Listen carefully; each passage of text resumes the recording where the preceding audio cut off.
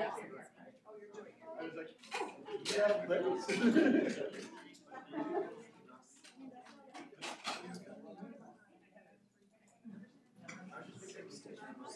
I mean, I would feel bad for Barstow, but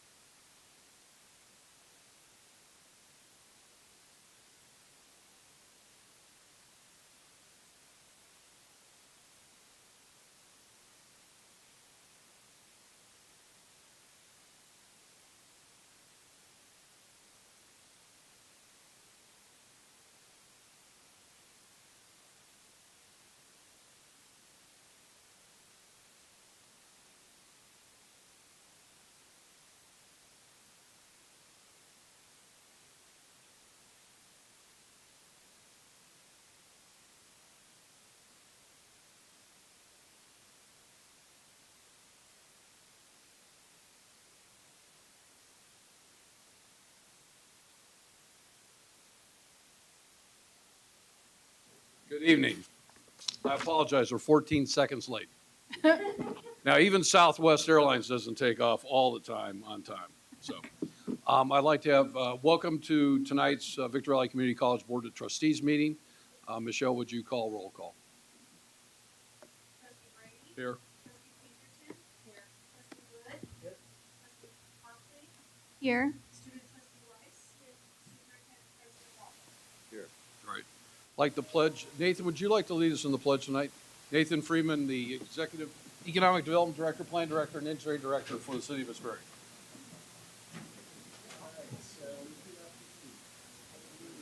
To the flag of the United States of America and to the republic for which it stands, one nation, under God, indivisible, with liberty and justice for all. Tonight we have Wendy Ramey, Minister Wendy Ramey, proud agent at Cole Banker Home Source and a minister for, what church are you a minister at? And you do a great job. Welcome. This is your third time here, and we'd love to hear what you have to say. Amen. Thanks. Let us all bow our heads and draw our hearts and mind in for a moment of quiet and silence for a quick moment as we honor on today Dennis Henderson, one of the longest serving trustees, and all the things that are going on over the world, in the world on today. Let us have a moment of silence really quick.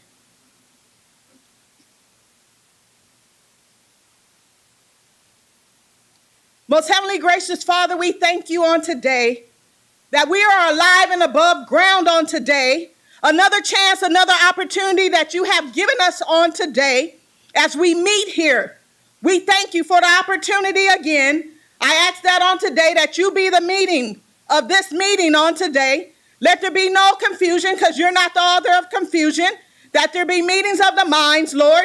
I ask that you cover this campus, this school, this college. I ask that you cancel every attack and assignment that is ahead or planning for this college and all the schools all over as our kids are ending the season. We thank you on today, Lord, and we're asking that if there's anybody here that's going through bereavement, that are lost and confused and got some obstacle courses or things to go over, mend the broken relationships, the marriages, the kids that are running away, the kids that are astray. Heal anybody that's sick from the crown of their heads to the soles of their feet. I'm asking, Lord, today that you keep each and every one of us. Lead and guide us where we need to go in our footsteps, Lord. And let us turn from other ways that we have that are not pleasing to you. Let us be kind to each other and speak wonderful words of each other. Let us not tear each other down, but lift each other up, Lord, with our words on today, Lord. We thank you for it today. We ask that you bless our men and women all over the world that are serving in their military and in uniforms, Lord. We ask that you keep them, Lord. Keep each and every one of them. And those that are in higher places that have authority over us, Lord, we ask that you give them the right decision, that they have enough to come to you and ask for help. But we thank you on today. If anyone's suffering, you said you could call upon you and you will answer and show us great and mighty things that we know not of, Lord. You said there's nothing too hard for you in your word, Lord. But we thank you on today that someone will turn and just come back to you, Lord, on today, and you will get the credit and the honor. And we ask that you encamp your angels each and round about each and every one of us in traveling mercies. And when it's all said and done, that you will get the glory out of everything. All in favor in Jesus' name, say amen. Amen. And you did that without a breath. Wendy, thank you. You're welcome. The complete written request to address the board shall be submitted at the beginning of the open session portion of the meeting. Individuals may comment after being recognized by the board president and before board discussion of a particular item according to board policy 2350. Do we have any items that have been deleted or corrected from the agenda tonight? No. No. We are going to take a 5 to 10 minute little break to honor two of our tenured employees, John Nguyen and Jennifer Law. Are they both here? Are you here? Oh, you need to do the action item of actually granting the 1.6. 1.6. 1.6. Okay, so I need a motion. Business What? first. What's that? Motion to move 1.6 to the top of the agenda. On the academic tenured, It's actually Second. there at the top. yeah, it's, Motion to. Motion, I need a second for the academic tenured employee recommendation for John Newen and Jennifer Lott. I have a motion by trustee Wood and a second by trustee Tarpley. Student trustee? Yes.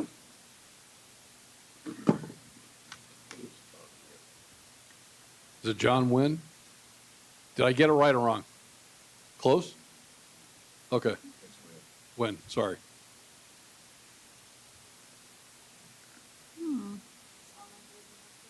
Nope. Nope. You want to do a verbal? So's my phone. Click it like you mean a girl. May allegedly. There it is. Blame born dogs. It could never be you. So Dr. Walton's going to explain quickly what we're going to do for a couple minutes here. Okay, so when a faculty member comes on full-time, they're in a tenured track, and they go through 4 years of being evaluated each year. And if they get to the 4th year, according to the Ed Code, if the committee makes the recommendation and the board grants permission and accepts the committee's recommendation, we're talking about their evaluation committee, then they become a tenured full-time faculty. And we have 2 here tonight. I'd like them to come up here if they would. Jennifer Law, a counselor, come right on, Jennifer, and John.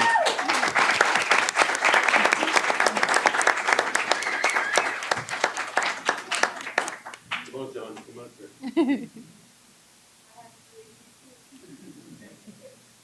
So we have a plaque for them. Congratulations on your tenure, presented to Jennifer Law. Your appreciation for your commitment to excellence at Victor Valley College, August 2024. That's when it becomes effective. And then for you, John, the same thing, August 24th. So let's get a picture of that.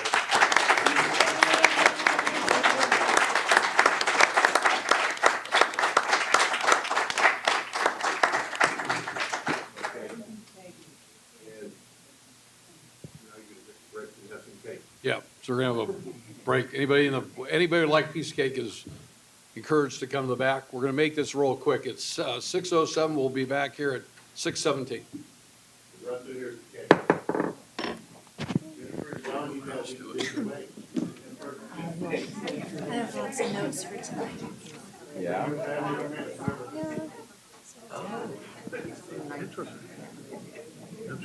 That's fun. Two people look up and say he's not on the board. This is your Oh, yeah. Want to go back? No, we gotta go back. I want to definitely have this play. It would be nice. It's 20 minutes of whatever. What? No, he's not, but for $20 he can get on. It's cash. No credit cards, Caleb. Of course you can get on, dude. Here. No. Oh, yeah, he is. What? Well, they were not here when I turned in the card. Oh, okay, cool. No, wait. You've got juice. Everybody knows who you are.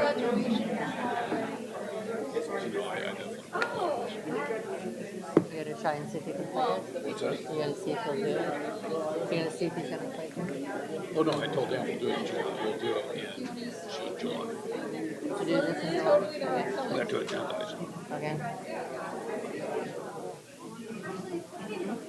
Cake? You gonna go for cake? Yeah, I've got a little bit. Not that I need it, but. I'm probably not gonna have any. Cake time.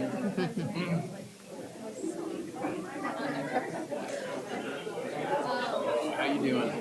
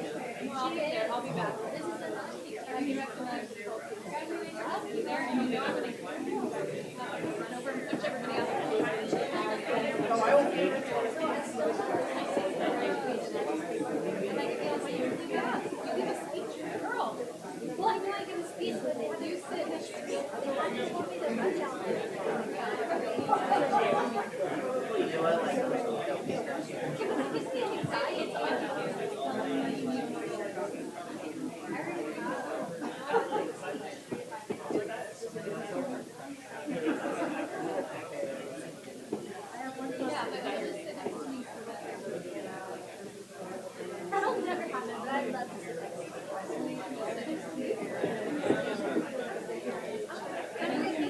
I don't want to, I'll go with you there, but I don't.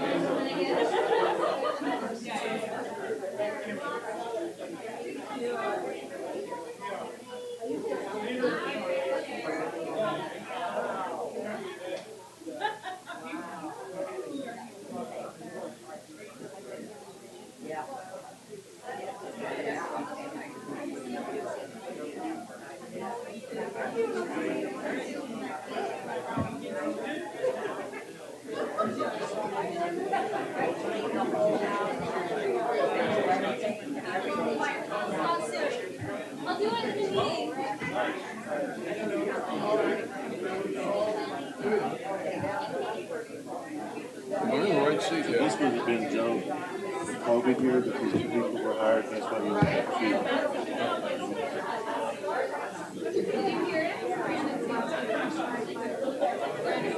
That's right, we'll start.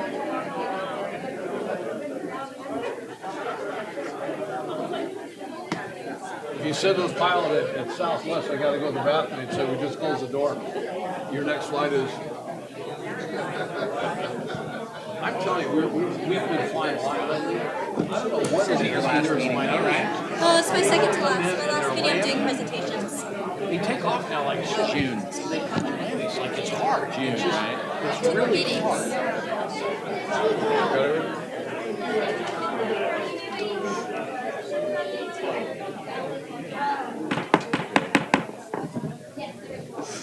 Hey, Jacob, you gotta break that party up, would you? Ah, Yeah, you. Huh? don't break it up. Wow. Party on, Wayne. Okay, public comments related to non-agendized items. At this time, the Board of Trustees will listen to communication from the public on non-agendized items pertaining to college business. Each speaker is limited to one presentation per meeting on non-agendized matters. Public comments are limited to 3 minutes per individual and total of 15 minutes per topic. Speakers will be timed electronically, and all speakers will be called to approach the microphone at the appropriate time to speak. Only those who have been recognized by the board president will be permitted to speak. State law prohibits the board from addressing any issues not included on the agenda according to Board Policy 2350. We have 6 people have asked to speak, and our first person is Michael Brady on healthcare for part-time faculty. Welcome, Michael.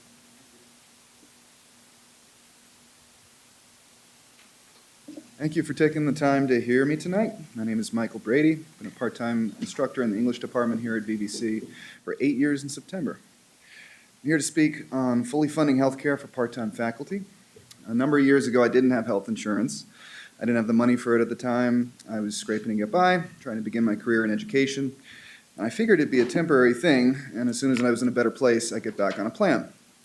Before I was able to do that, I suffered a fall. I fell hard and landed on my shoulder, and it hurt a lot, and I still remember when I sat down on the couch, I felt my arm pop out and then back in. I definitely saw stars when that happened. I seriously considered going to the hospital, but I didn't have the hundreds needed for an emergency room bill, much less money for any treatment that could be prescribed, like physical therapy. I weighed things as best I could, and my arm was back in place. It wasn't dislocated anymore, and I figured that if I rested, was very careful, did everything I could, it'd be all right. So that's what I did. I didn't see a doctor about it until much later after I got insurance, because what happened was even after it healed, I started experiencing times when it would pop out again. The doctors, when I finally saw them, said that it was something called a subluxation, a partial dislocation that never healed properly. I've done everything I could since then, from physical therapy to at-home stretching, and it'll probably give me problems for the rest of my life. And now we're here at a crossroads, and you decide which direction we'll go. Part-timers make up around 70% of the teaching workforce. Even working at multiple schools and teaching classes in the summer, it's often a struggle to make $50,000 a year. We have the opportunity to provide health care for pretty much every teacher at the school, and it won't cost the college a dime. The state will provide for 100% of the cost. If we think about this proposal and really consider it and weigh the potential harm versus the potential good, why not just take the free money from the state of California? We should never place a part-time faculty member in that situation where they have to choose between going to the doctor and having enough money to get by. The choice can have consequences that last the rest of someone's life. Please accept the state funding and fully implement the union's part-time faculty health care proposal here at VVC. Thank you very much. Thank you, Michael. Our next speaker is Lauren Golder, part-time faculty healthcare.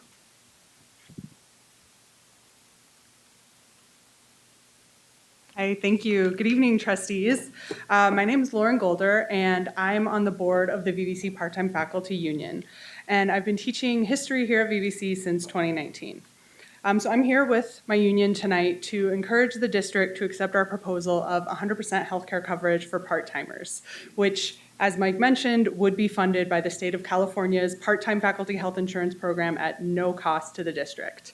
While we really, and I mean really, appreciate our new healthcare pilot program, unfortunately, that partial reimbursement is still not enough to cover a lot of our members with children and families.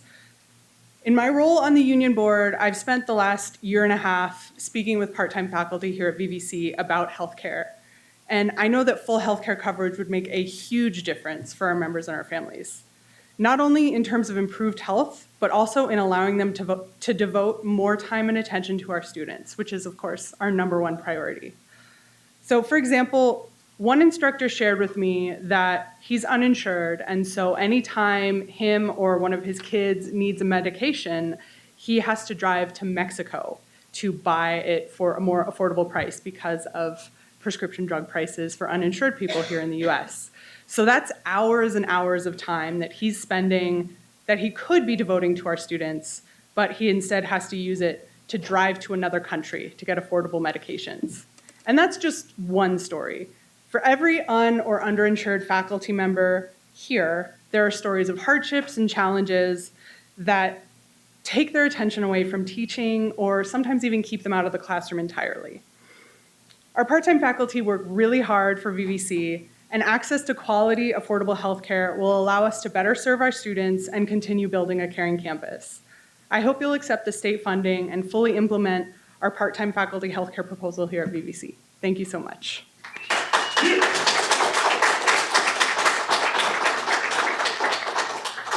The one and only Jacob Kleinsmith. There's only one. I know. Yeah, Be a twin out there. yeah, let's hope not. Good evening. For those of you who may not know me, my name is Jacob Kleinsmith, and tonight I wanted to share my experience with former trustee Henderson. Mr. Henderson was a longtime friend of my family and colleagues with both my father in the Sheriff's Department and with my late grandfather here at Victor Valley College. Before he started his tenure as the longest-serving trustee in 1997, he was well known in the Sheriff's Department for his work on crimes against children cases. And even before that, he served in the Navy during Vietnam. I first properly met Mr. Henderson at our ASB retreat last summer, and after talking with about our families, I was able to give his wife my grandmother's phone number, and they were able to rekindle their friendship after losing contact for quite some time. During our trip to Washington, D.C., I got to know him pretty well. I got to hear some of his old cop stories, stories of Apple Valley in its youth, and his memories of my grandfather. On behalf of my family, we'd like to thank him for his service and commitment to not only this college, but to this county and to this nation. Thank you. Thank you.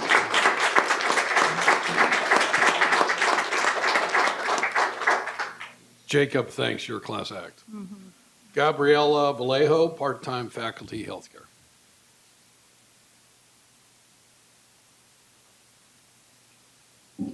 Good evening. My name is Gabriela Vallejo, and I have been a part-time counselor and instructor for 2 years here at Victor Valley College.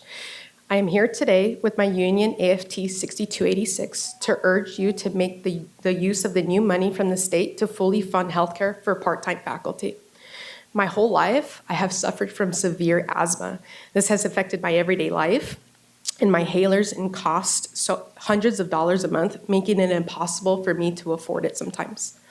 I truly believe that if you were in my position spending over $500 a month on healthcare coverage, you would be at the podium asking for the same benefits as the full-time faculty. Please put yourself in my shoes. Your decision will impact not only my life, but so many other people's here at VVC. Thank you for your time.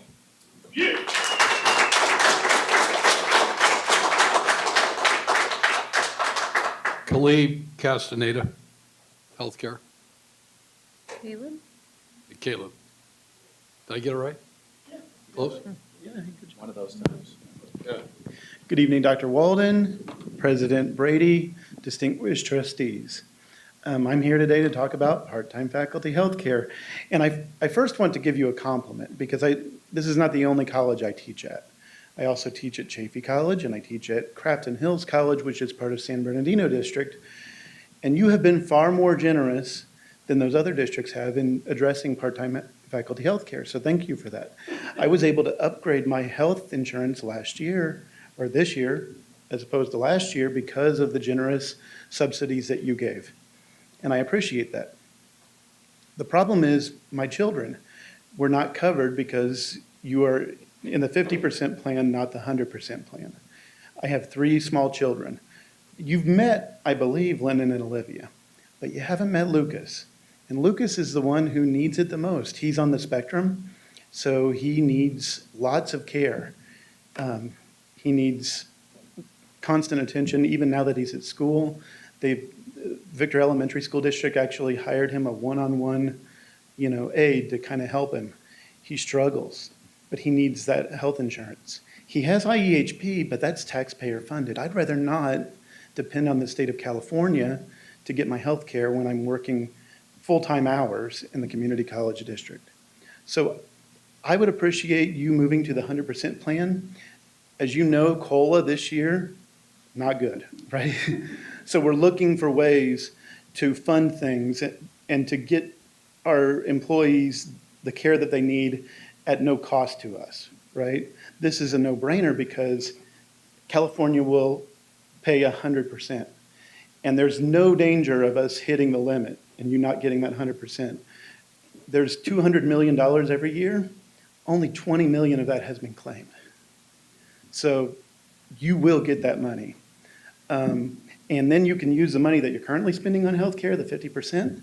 Like, what about student books, like a student book grant, or something for student housing, right?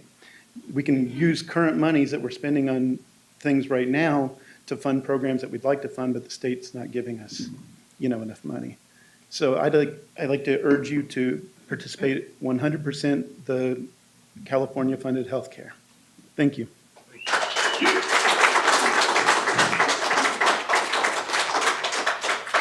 Our last speaker is a former trustee here at Victor Valley Community College, Michael Krause.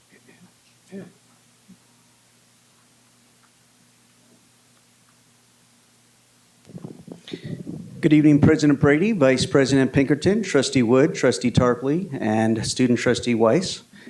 This evening, I just had a few comments. I wanted to address the passing of Trustee Dennis Henderson.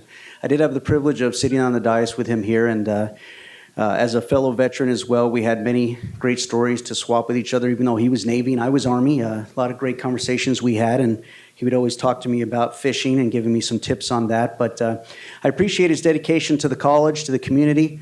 I want to thank his family for the many years that they shared him with us in the high desert. We are a family up here, no matter who we are, and it was sad. I was very sad to learn of his passing, but I just wanted to say a few words about him and appreciated everything that he did. I also wanted to thank Dr. Walden and his team this evening because they have done a great job of casting a wide net into community to help fill this position. There will be an appointment process, and I've heard many great things out in the community about the communications that have went out, letting the community know about the process, and it's just great to hear because people want to know what's going on in our community. So thank you, Dr. Walden, and your team. Send kudos to them for the process, and we look forward to the process and who might be the next trustee up here until the November election. So thank you very much, trustees. Have a great evening. Thank you, Michael. Our next speaker is very special to the High Desert region, Mojave River Valley region, I should say. Somebody that worked at the city of Hesperia 20 plus years ago in economic development, who we got to know then. For different reasons, he moved on to the city of Riverside and the city of San Bernardino, and Rachel Molina, the city manager, was able to lure him back. He oversees economic development planning and engineering. He's a great asset to the city. I think Nathan's got some very exciting things to talk about with Hesperia. So Nathan Freeman, come on up, and thanks for making the time to do this tonight.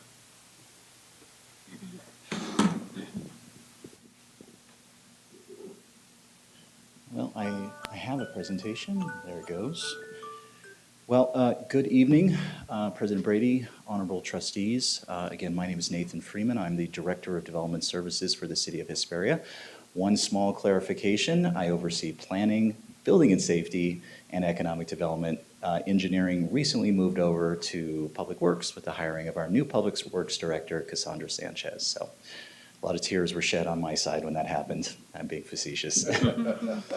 So We didn't hear any rumors. Yeah, no rumors whatsoever. So the bulk of my background, as Joe alluded to, has been in the field of economic development. It's something that's near and dear to my heart.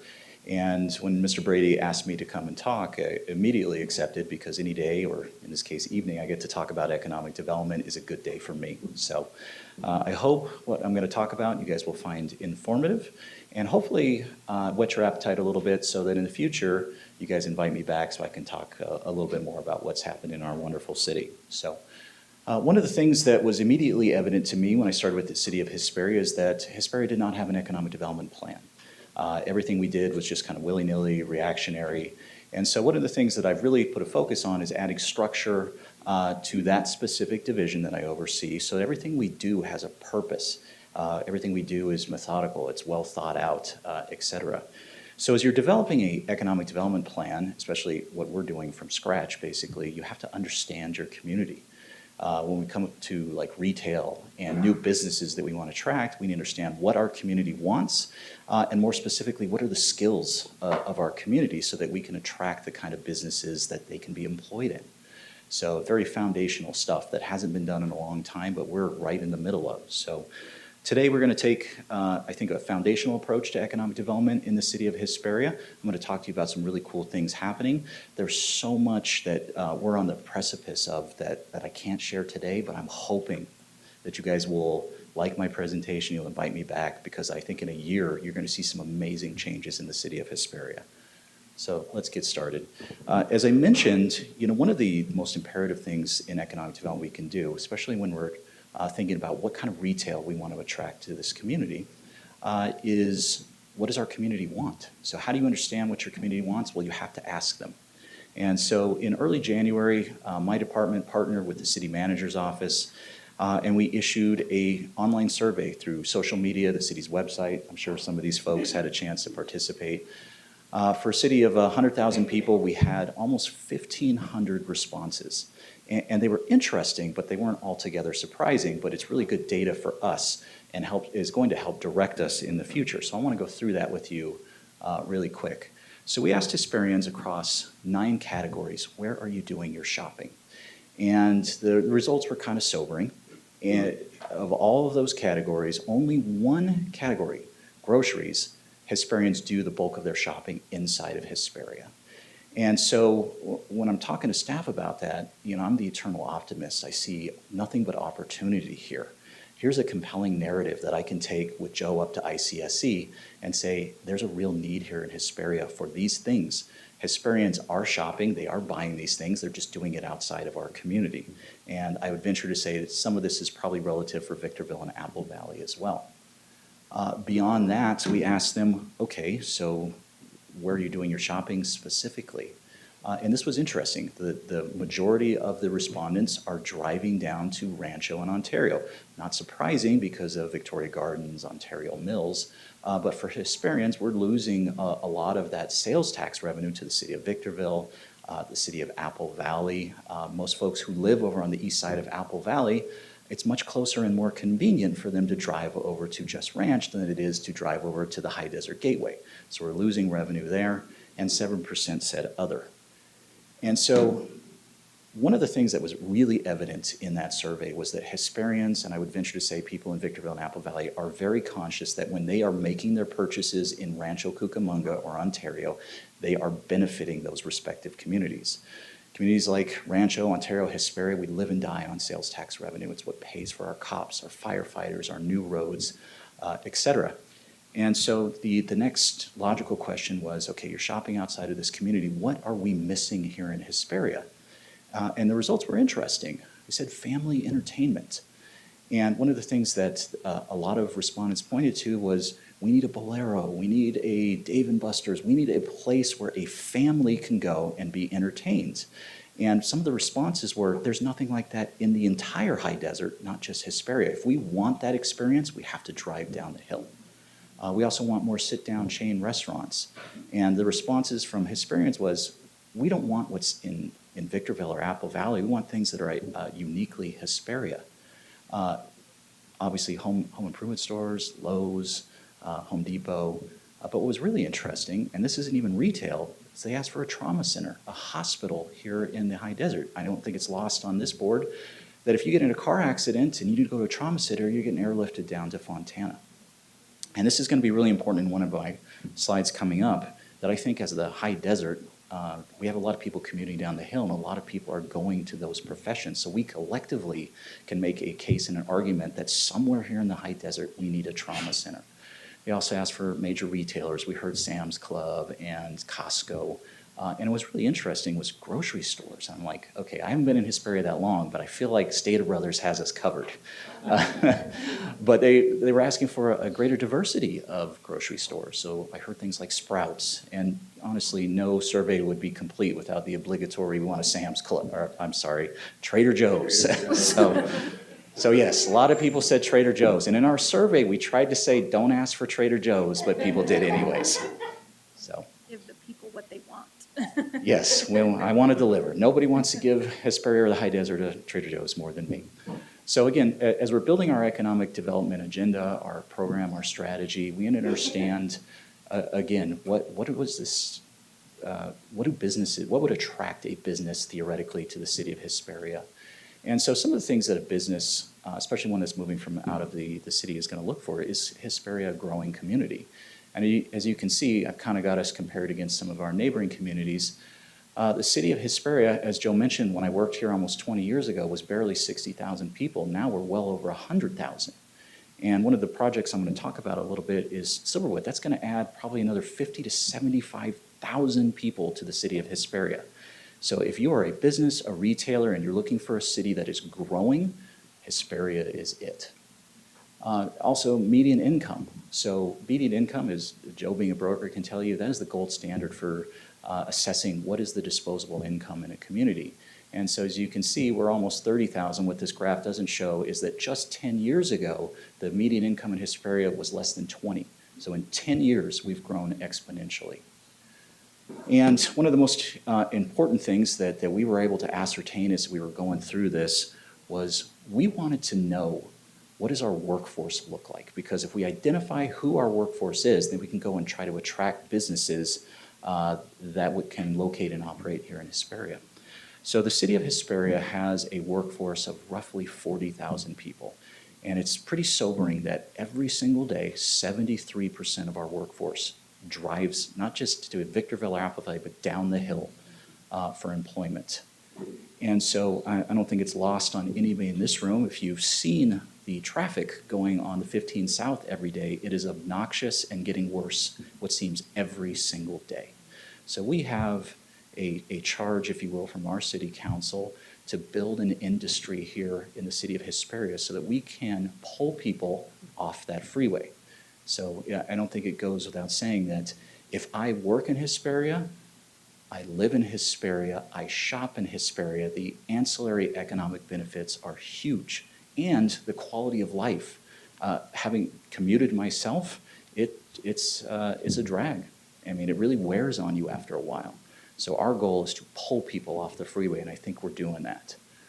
So one of the interesting things that came out of this is we were identifying who's commuting out of our city for work, where are they going specifically, and interesting enough, the largest percentage of commuters out of Hesperia are going to manufacturing and industrial jobs, followed only by healthcare. So remember I talked about our community wanting a trauma center.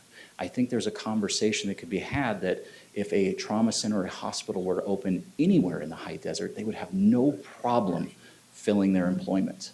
And you can see, for the sake of time, I'm not going to break it down, but I mean, it was really interesting for us because some of the projects that we're working on, which I'm going to touch a little later, are going to directly benefit those people who are commuting. So one of the things I love to talk about anytime I have a chance to speak on economic development is how housing and economic development, they're not mutually exclusive. They are tied at the hip. And so, as I mentioned earlier, if we want the kind of retail that our constituents have articulated, we need to have the rooftops. There's an old adage in economic development, it's retail chases rooftops. You want a Trader Joe's, well, you have to have enough people to support it. So one of the most, and this really was the project that excited me about coming back to Hesperia because massive master plan communities like Silverwood just do not exist in the state anymore. This is one of the last. And our friends at Silverwood, DMB Development, You've probably seen over off Ranchero Road, they've been grading for over 2 years. 2 years to get to the point where in first quarter of next year, their model homes are going to be open. And they're estimating, even with an interest rate at 7 or 8%, that they're going to be selling anywhere from 500 to 1,000 homes every single year. And some of the biggest home builders in Southern California are part of this project. So very exciting times. So there is a lot of excitement for retail inside of that development. Where I talked about a lot of people who live on the east side are driving over to Apple Valley. Well, here's an opportunity to keep them closer to home. And just for the sake of time, we've had a lot of housing projects going on through the city. Very exciting stuff. So perfect segue into Maersk. So I'm sure everyone's familiar with the international shipping company Maersk. They are in the process of opening in the city of Hesperia right now. They are taking down 1.2 million square feet of industrial space. Just for context, that was the third largest commercial transaction in the entire Inland Empire in 2023. They are going to be hiring, once fully staffed, almost 600 people. And I think it's good context. If you remember, what is the largest contingency of people commuting from Hesperia down the hill? Manufacturing and industrial. Maersk has a location in my hometown of Redlands. 20% of their workforce lives up here. And when we met with Maersk, they were uber conscious of some of those statistics that I shared with you, and they said, boy, we've got 20% of our workforce lives in the high desert. You better believe that every single one of them already put in a transfer up here. So just imagine, if you will, 600 less people on the freeway every single day. I mean, it doesn't sound like a lot, but it's a start. So we are excited. They're going to be opening. I just signed off on a temporary certificate of occupancy yesterday, and they're going to be fully staffed by the end of the summer. What is nice about these jobs is, as they've articulated to me, you come in, you can start making $18 an hour, but if you hustle and you show an eagerness to learn, within 3 months you are guaranteed to get promoted, and you could be making up to $30 an hour within a year. That is significant. So we are very excited to welcome them to the city of Hesperia. We have 13 million square feet of industrial that is either going through the permitting entitlement phase or is actively under construction right now. And our city council recently approved the KISS Logistics Center. Although it's not in my presentation, they are an actual manufacturer. This is not just industrial warehouse space, and they're going to be employing close to 700 people, most of whom will be making $30 an hour or more. So very exciting stuff. Beyond that, I think everybody's familiar with Brightline. How Hesperia fits into all of this. There's going to be a station in Hesperia. And although you're not going to be able to hop on that and go to Vegas, you are going to be able to hop on it in the morning and get down to Rancho or Ontario. And one of the exciting things for us is, if you think about transit centers everywhere else, what is immediately around them? Gas stations, food, retail, etc. So we see an amazing opportunity to deliver some of the commercial that our city wants. I don't know if you guys knew this. We don't have a Chick-fil-A in Hesperia. And that is one of the, outside of Trader Joe's, that's the thing I hear the most. Get us a Chick-fil-A. We're tired of driving to Victorville. So maybe here, did I get an amen back there? See the line? They get a line. Yeah, it's obnoxious. They've actually located the site, but the seller won't sell to them. That's the problem. We're trying. Yeah. So I think my measure of success here will to get a Chick-fil-A. I can retire a happy man. But these kind of projects make it much easier for us to entice a Chick-fil-A to come here, because you've got a built-in audience. What is the first thing you do after you get off the train? Well, usually, if you're like me, you're hungry, or you need gas, or something like that. So we think it's an amazing opportunity. So real quick, we've had the opportunity just over the last 3 or 4 months to open some significant retail in our community. Personal favorite of mine, these guys are, I think they started in Redlands, my hometown, is Rosa Maria's. This is their first location up here in the high desert. If you've never had one of their burritos, for the love of humanity, you got to get one. They're so good. Wingstop, yeah, they're garbage burritos, yes. Wingstop opened recently. Back up, where's this, we need an address. Okay, so it's on Bear Valley. Next to Dairy Queen. Yeah, you can't, right next to Dairy Queen. Yeah. So, By the Dairy, freeway? no, just not too far from here. About 11. Yeah. It's about where 11 is. Yeah. So their garbage burritos are, I mean, Deadly. You'd love it. Deadly. That's the only way I could describe them. Dairy Queen recently opened. If you guys didn't know, Dairy Queen left the city of Hesperia over a decade ago, so this is their first soiree back into the city of Hesperia. I've had a chance to go over there. The lines are completely obnoxious, but it's a good problem to have. We opened Panera Bread recently, a Golden Chopstick, and a Vegan Burg, and I had the chance to go over there last week. I did too, and I And loved it. I was so skeptical because I am a carnivore through and through. But I had one of their burgers, and if you didn't tell me it wasn't meat, I would have thought it was. Yeah, we went there just this last week, and both my husband and I were vegetarian. And I could not believe how good it tastes, and the teriyaki burger, oh my gosh, it was so good. It's good. Yeah. And what really warms my heart to be able to be part of that, but to also see the community respond to it in a really positive way. Mhm. So that was awesome. You can see the grand opening. This was maybe about a month ago, and they have been busy every single day. And so they're over at the High Desert Gateway. They were in the old chop shop. So we're expecting big things out of them. And then, of course, Panera Bread. So I will wrap this up with just a flavor from some things that are coming. Popeyes is going to open up off of Ranchero, and Fortune over by Fortune Court, I believe it is, right next to our friends at Starbucks. Dutch Brothers is coming to Hesperia. That's another one I heard a lot, and up until maybe about a month ago, I couldn't tell anybody. So if you know where the old China Palace is, right next to Wiener Schnitzel, the China Palace is going away. I know a lot of people like that place. They're going away. And then Starbucks is going in the shopping center on the corner of Maple and Main Street. The interesting thing about this Starbucks, it will be the very first drive-through only Starbucks in the entire High Desert. So we have been negotiating with them to get at least some tables and chairs out there just because of its proximity to Hesperia High School. And then Lickin' Fried Chicken, which has some roots over in the city of Victorville, they're going to be opening in the Topaz Shopping Center, pretty close to the 99-cent store that's going away. So that is my quick update. I really hope you guys invite me back because in the next year, we are really on the precipice of some major announcements. So with that, I'm happy to answer any question the trustees have. I appreciate the opportunity to come and speak. Thank you. Great job, Nathan. Thank you. Does the board have any questions? Of course. Trustee- I have more of an offer.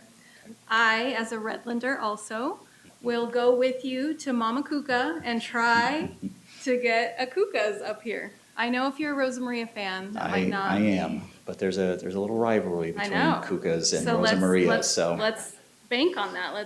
Okay, let's do I'll it. go. I'm with you. I'm Let's in. make it happen. Anybody else? I would just say, I would love to have you back. I can Yeah. only speak for myself. But instead of waiting for us to invite you back, would you maybe reach out Sure. to one of us when you have new and exciting information to Absolutely. share? Absolutely. Is that okay? Absolutely. You know, one of the nice things about doing this is, I wouldn't say Hesperia, but the Inland Empire as a whole, whenever you see us in the news, it's never anything good. And there's so much good happening up here in the high desert. My goal is to come here, tell you guys a compelling narrative, and then this audience goes home and tells that compelling narrative, and all of a sudden, all that negativity kind of gets washed away. So thank you for the opportunity, and absolutely, when big things come, I would love to come and share them with you. Let us know. Nathan, thanks. Thank you. Jamba Juice is going into Hesperia also. Jamba juice. Jamba Juice.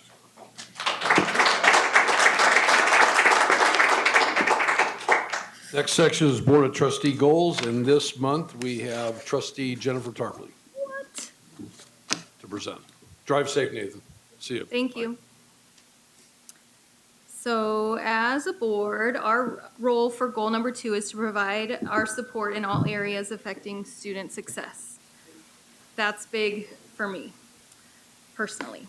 One of our objectives for goal number 2 is to receive monthly reports on programs and services in support of student success, so we can not only be aware of the important work going on here at the college, but so that we can also share it with the communities that we represent. Tonight, we will be receiving a report on a pathway MOU with Cal Poly Pomona. Super exciting, a presentation on a baccalaureate program for respiratory therapy. Super excited to hear more about this. It's been in a lot of national community college publications. They're talking about us, which is cool. and also a report on financial aid. As a board, we look forward to learning all the exciting things going on at the college, always, always, always, always. We want to know what's going on, and especially if they support the success of our students. And we are always very proud of the hardworking faculty and the staff that make these things happen. Thank you. Section 5, Board Communications. At this time, the Board of Trustees will report on matters directly related to their functions as board members, attendance at conferences, professional affiliations, and community involvement. I'd like to start with our student trustee, Jennifer. I just wanted to take this time to pay my respects to former trustee Henderson and give my condolences to his family, and also acknowledge the work he did on the board in our community and also for our students. I also had the pleasure of getting to know him, especially in Washington, D.C., as we had several highlights there. Thank you. Trustee Tarpley? So Kevin and Morley and John Nolan graciously gave my boss and some of the staff from my day job a tour of the Educational Event Center and the stadium. We have something in common in Bernard's, and so I wanted to make sure that I hooked up our team for my day job with the team here, just because so much went down with that contractor and that whole thing. So it's a beautiful facility. I cannot wait until it opens. 2 months will be out of here. It's just stunning, and the college deserves it. I'm just so excited. We did have a special board meeting to go over the protocol for the vacancy, and I do also want to pay my respects to the Henderson family. I'm still a little bit in shock. It's a little surreal sitting here without him next to us. And I did also attend a webinar on trustee roles and us knowing our roles and our place, because we do have a place and we need to know where that place is and not overstep that. And then my 13-year-old is in baseball, and that little league is going strong and taking up all of my time. So that's all I have for you. Trustee Wood? Yeah, I want to say the same about Dennis. It came as a big shock when we all got the news. I was sitting up here talking to Sharon a little bit about it quietly before we started the meeting, and I would just say that there's a message there, a lesson, I suppose. Not any one of us in this room expected that we'd be sitting here this month without Dennis down there. I think the lesson or the message is you don't know when your time is up, so get to living. Don't wait. I know Dennis and I would talk a lot. We would tease each other and chip on each other up here, and my mic not on? No, it's fine. Chip on each other, but it was all in good fun. Dennis and I got along really well. I really liked him. I think he liked me. I don't know. You guys probably know better. Maybe he said things to you. He'll be missed. Never did it cross my mind that we'd be sitting here this month without him. And so, if anybody out there who's got a thought of you want to do this, you want to do that, you want to see this place, you want to visit these people or reconnect with somebody, do it, because those people may be gone at any minute, or unfortunately you may be gone at any minute. So Dennis will be missed.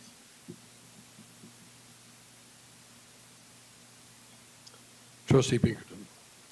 I have a few things that I did for this past month. I want to thank Mackenzie Tarango, Art Lopez, and Artie Allen, and Deanna Berry for showing up for support at Silverado, for the signing up of some of the Silverado students to join our VVC family this next school year.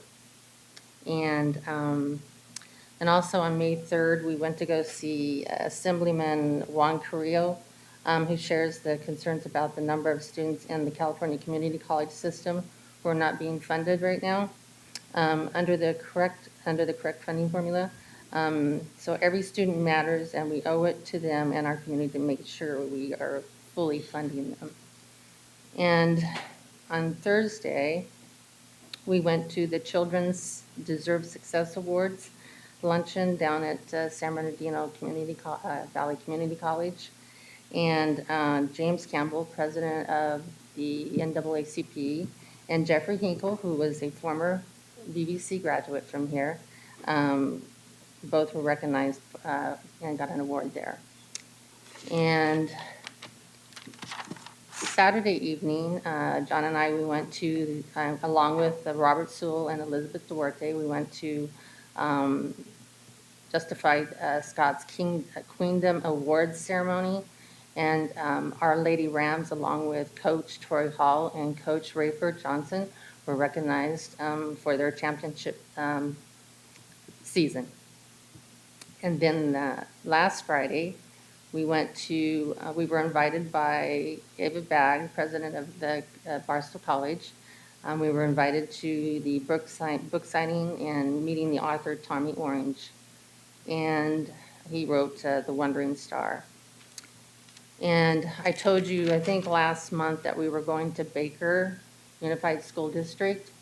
And we went there, and we brought some swag with us from VVC. And they got quite a lot going on over there. They're very rural, and obviously they need a lot of help. Barstow has taken a bus and taken a lot of the students over to Barstow to get connected with them. And then a representative from UNLV was there also. So I'm glad that we went, and we might need to do something like that to get them here and get them, to know VVC. And was there one more thing? No, I think that was it. And I also want to say we're really going to miss Dennis. I really got to know him. He's quite a character, but he's got a really warm heart. I know he cared about the students a lot. He'd tell us stories about when he was in the police force, about helping out a lot of juvenile teens. And we got to know him. We were with him there in Washington, D.C., and we had a really good time with him. He walked 10 miles. I couldn't believe it because, he has a hard time getting around, but he really wanted to see everything, so we had a really good time with him.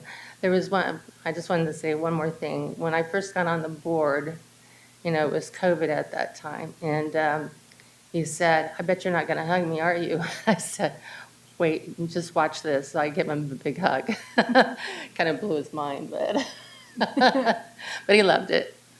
But yeah, we were really going to miss him. And also I want to thank Dan and his team for really reaching out to the communities in regards to getting somebody on the board here.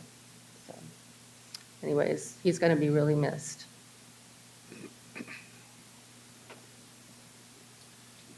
Trustee Wood, I think that you said it right. Some people judge their success by their car, their house, or how much money they got, or whatever. I've judged mine by the number of friends I've got. I'm 67 and a half years old. I've got 9 major regrets in life, and all of them have to do with exactly what Trustee Wood said. One of them is my next door neighbor. We have a fellow VVC employee drives by my house every day, the house that we own. I always said to that neighbor, "We'll play golf tomorrow," And I was always way too busy trying to make a buck. And one day that neighbor was gone, and I owned his house. So I see his house every day. So I think what Trustee Wood said, and Trustee, believe me, I'm going to ask Tim to give me a snapshot of what you said, because I'm trying to get Deb to spend as much money traveling as she can. Well, we can, because we don't have any kids to leave it to, so I really want to have a good time. It's kind of odd sitting here tonight in a seat that Dennis Henderson afforded me. On February 1st of 2011, I was lucky to pull the straw, and out of 24 people, after 13 motions and a lot of fighting. And Dennis said, quote unquote, "I'm really hungry." No, seriously. That's funny though. Joe Rain sat here, Lori was right here, Michael Krause is over there. And he said, if I don't throw my support, he was more concerned about eating. He said, we could be here till breakfast. That's how I got here. Now, And he stayed many of consistent. you know, Michael Krause is here tonight and John was here. It was not one of Dennis's better decisions, he thought at the time. Dennis took a lot of heat for throwing that third vote. There were a lot of people that were very upset with Dennis. And for the first probably 3 or 4 years, Dennis and I really didn't talk very much. We did not have a very good relationship, and at times it was very testy. And I mean very, very testy. For those of you that have ever been tested by me, you know that I'll take it to the mat. And Dennis and I went to the mat a couple times. But what was kind of funny, and when I was listening to what Trustee Wood said tonight, the morning after Dennis passed, so when we thought something was wrong, and Dr. Dan said, would you go out to his house? That Saturday, and then we finally figured out what it was. Sunday morning, at about 7:30, I'm at the treadmill, and I made a phone call to Dennis's wife, Gloria, who none of us, I believe, up here have ever met. And within the first 2 minutes of that conversation, she said to me, Joe, I've never met you, but I'm really glad that you and Dennis put whatever you had on the side. She goes, Dennis would come on home and tell me how proud he was that you guys got along. Wow.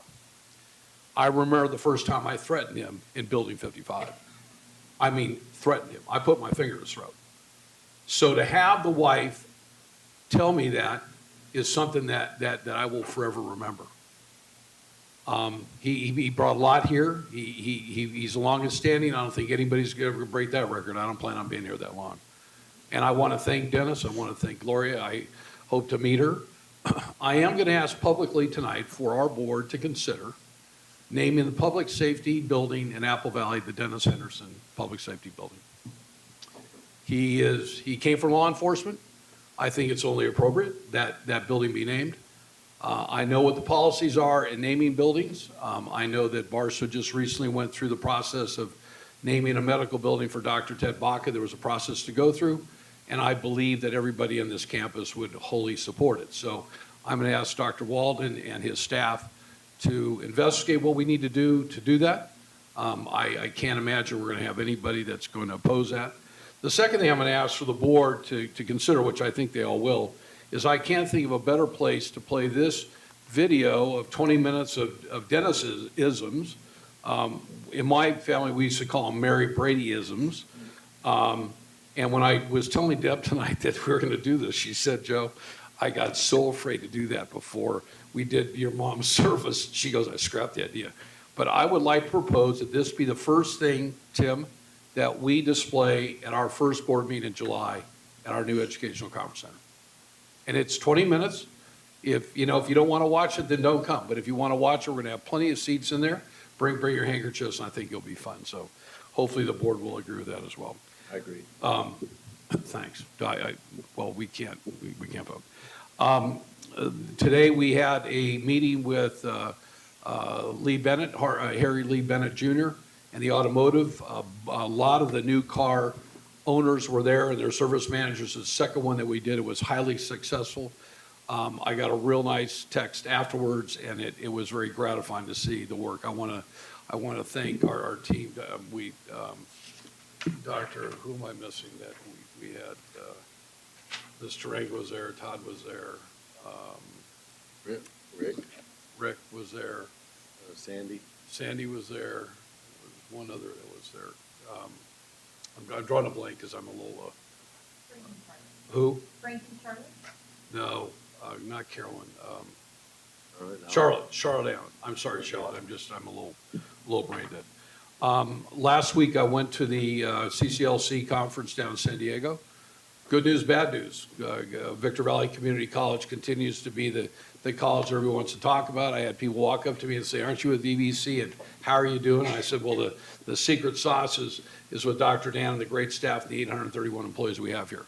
Kind of the bad news is I think the governor's revised budget probably came out today, and if I were looking down the road, I think that there's going to be a lot of cuts. I think there's got to be some cuts. I don't know where the cuts are going to be, but I think it has an impact on all of us. But the conference is great. I have my notes, and I plan on reporting on them next month. That's it. I just, Dennis, I just want to say thank you for the opportunity. And I think, I know you're watching us tonight, and I can't wait to watch this clip in July and hopefully be the first thing that's ever shown on a video screen in that building. And hopefully the board will join me in naming that building. So with that, I'm going to turn over to Dr. Walden. We have Jennifer. She's part of my thing. Oh, she is? But I'm not going to let her go yet. Okay. You don't want to, okay. You want to go? Yeah. Oh, I'm sorry. That's all 6 are me. But anyway, we will put that on the agenda for the July board meeting. This is 20 minutes long, and we all got one. I mean, up here, we got one. So bad for you folks out there.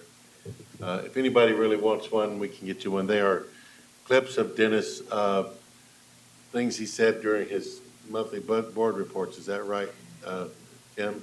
And I want to thank Tim for getting that together. And I want to thank Robert for getting it, making sure it got done. And thank you, Jay, for directing Tim to do it. I had to go through the supervisor. John's not here, but thank you, John, for letting me ask Jay to do this. So anyway, we got it done.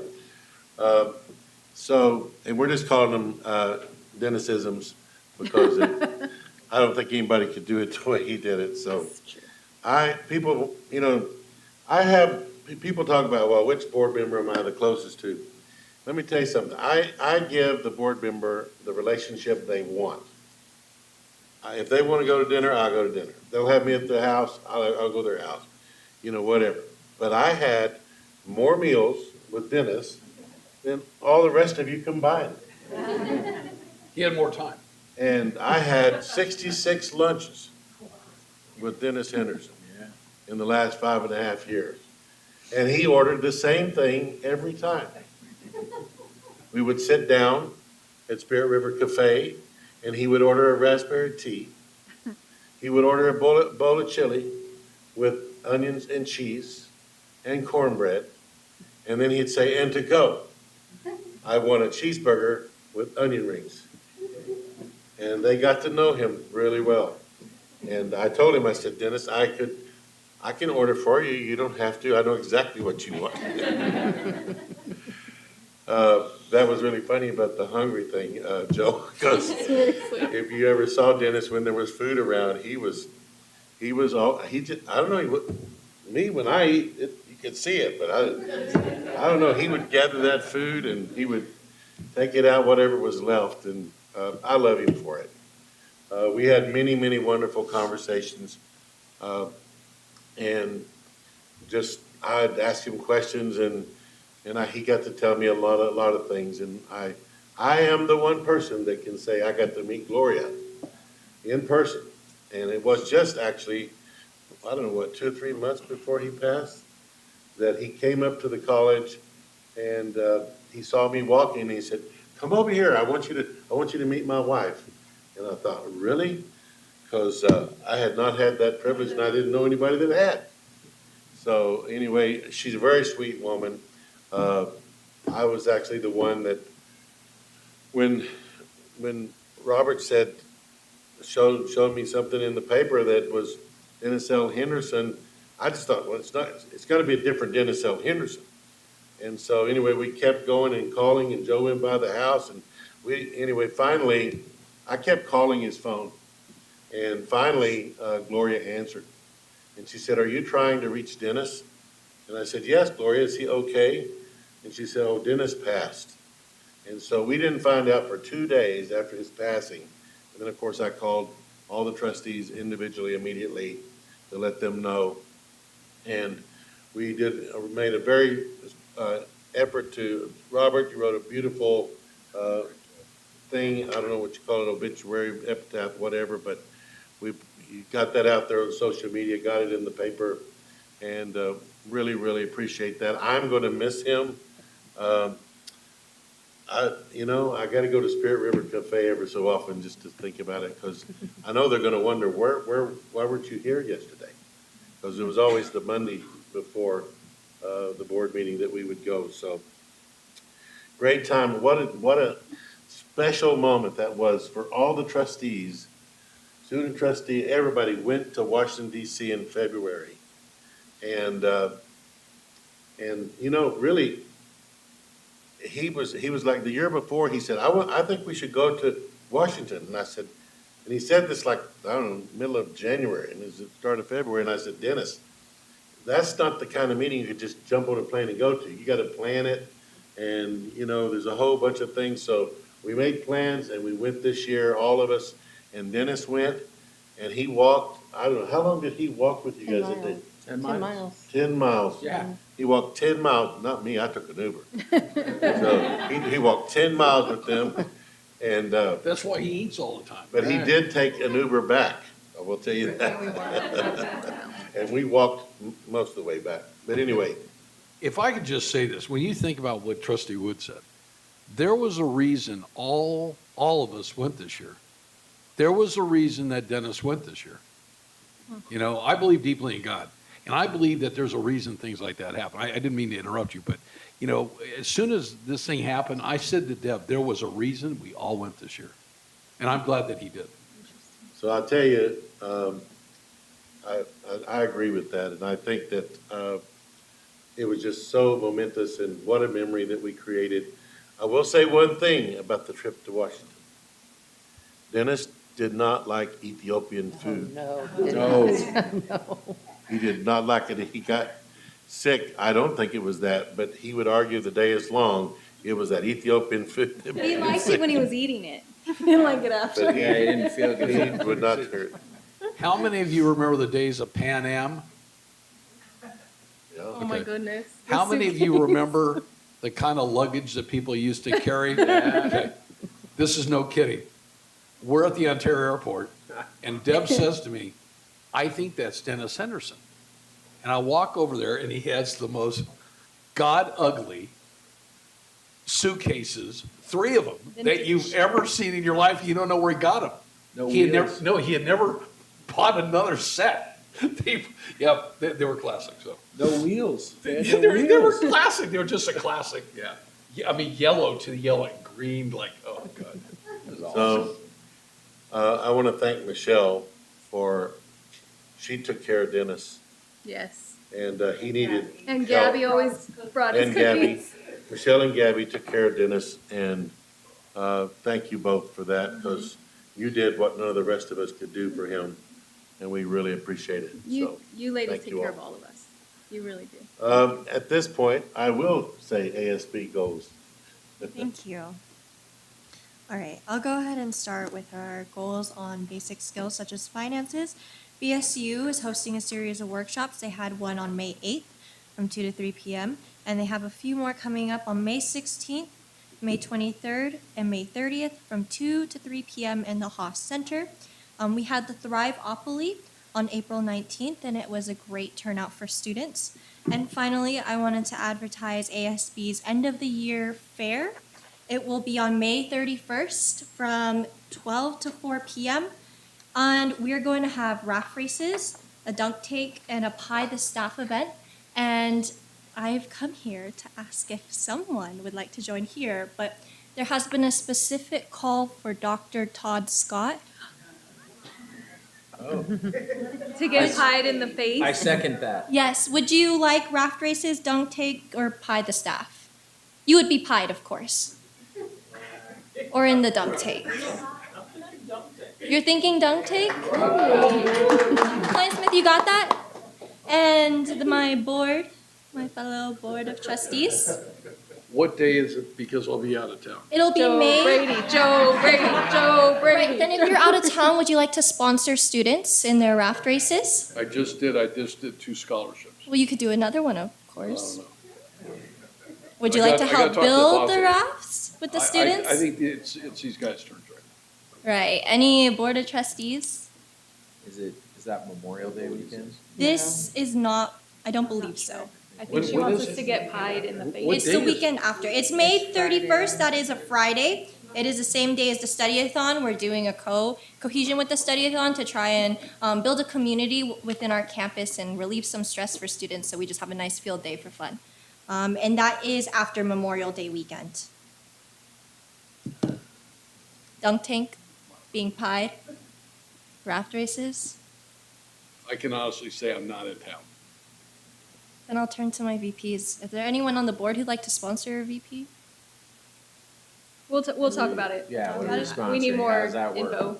Support them and forcing them to go on a raft and race across the lake. Like Possibly a dunk tank. monetarily or go Well, team? I have Dr. Scott. There we go. Okay, Anyone now else? wait. Would the sponsorship be to be sure he gets dunked or where he gets dunked? So we do have the dunk tanks. We need a We're old just fashioned. So Yeah, could, some so more. could we do the dunk tank like with ice? Can we get him a one piece? You want ice? No, if we sponsor it, can we just be sure it's all iced? We can. Do you think we can ice it, Kleinston? Oh, you know, No, I think that will be painful. Let's just do regular water. This is, Tap water's Todd, that fine. was stupid. Well, anyone here, if you're interested. Art saying, Joe, how We stupid already are you? have some students who are almost done building their rafts, by the way. So we're looking forward to it. I should be out on the lake throwing water at them. So, okay. I hope to hear back from you guys soon Yeah, I text will, me about it. on whether you want to be pied in the dunk tank. No, or thank you. On a raft. I will assist with something. We'll talk more later. Assist with but I'll- something. I'll assist with something. Okay. And that's all for goals. I'll have more later in ASB. All right, Kevin, where are you, buddy? Come on. Trying to So, avoid going to the. There is an dunk tank. item on the board. Let me see where it is. So while he gets his slideshow going, It's the slowest walk ever. The Green Mile even. this is, Michelle, you know which one it is? Do you know which one it is on the board agenda? This is the tower. I know, but what's the company?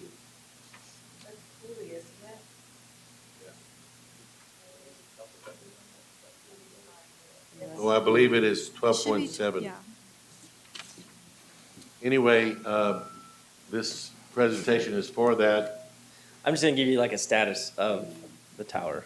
So that resolution, if you pass that, it's $48,000 to tear down this tower and to make it all parking lot. And he's gonna show Yeah, you some pictures why that might be a consideration. Yeah, it'll create. They eight had it on parking the lots. consent agenda and I pulled it off because I'm not making that decision. That's the board's decision. Definitely. And there are still people living in Spring Valley Lake that remember when that was built. Oh, I thought you were gonna say they were believe it. living in the I don't even know tower. when I it was was nervous. when it No, was I mean- erected. This building was a sales center for Spring Valley Lake. That was the money. As long as there's nobody living in the tower. Yeah, no. We can't No, dislocate there's no people. humans living in the Okay. tower. Other things living in the tower. Yeah. Go ahead, Tim. Oh, I wish I would have made Wow. the writing bigger. So The this is the introduction. The VVC tower is facing significant structural challenges that require attention. The structural damage is visibly apparent, and a safety concern. Tim, wait. Wait, buddy. So on the picture on the left, you can see the water has gone behind the stucco and the paint. Yeah. And if you go on the inside, you can see the rust going through the plywood where the fasteners are rusting out. Underneath on the bottom one, those are two separate pictures on the left. You can see the bird feces down there. And if you look on the very top right, you can see all the birds that live up in there. Tim. Love it, Tim. Current state of the tower. The tower at Victor Valley College shows visible signs of poor conditions and structural instability. Cracks from the foundation connect and continue up the structure on all sides. Vertical and horizontal cracking run throughout the structure.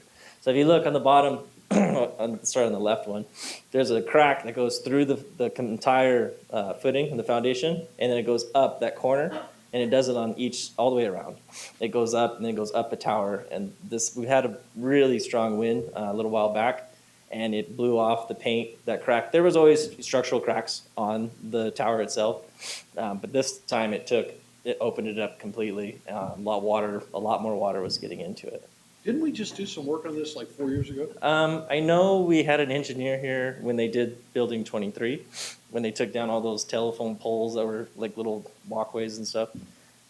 But this, they had someone come out and say it was okay, to my knowledge. But we did do a stucco repair and paint. Yeah, okay. Yeah. Tim? Structural weakness. So the VVC tower exhibits significant structural weaknesses and damages, impacting its stability and campus safety. Picture on top left, you can see another area where the water's gotten behind the stucco into the structure. The one on the right, it still has shake shingles on it. I'm sure that was put in when they built the tower. In the picture on the right, on the bottom, you can see that there's a hole in there. We brought one of the guys' drones in, and the Ravens were trying to just take that thing down. As soon as he got up there, they were just dive bombing the drone. So there's ravens and pigeons living inside there, and I can show you what they look like after they get stuck in there in a minute. Tim? So yeah, like we maintenance and operation. So after every wind, we go around the structure and pick up all the debris that's fallen off the roof. Prior to this year, we've never been able to get up there to even see what's up there. We do now have a lift that can get up there, and we have a drone, so we can see how bad it is up there. Tim? So this is pretty bad on the inside. This is all the carcasses and poop and all the junk that's stuck in there. The one on the top, so the one on the left is the bottom floor. If you go up the stairs on the right side there, on the left picture, I can only get so far up. I mean, it'd just take the breath out of you in there. And so I took a picture up above me, and there's like 2 feet of feces in the wood, and it's just all pretty bad. There's stairs that go all the way to the top of it? I couldn't get past, I went up 3 feet, that was it. It's pretty nasty.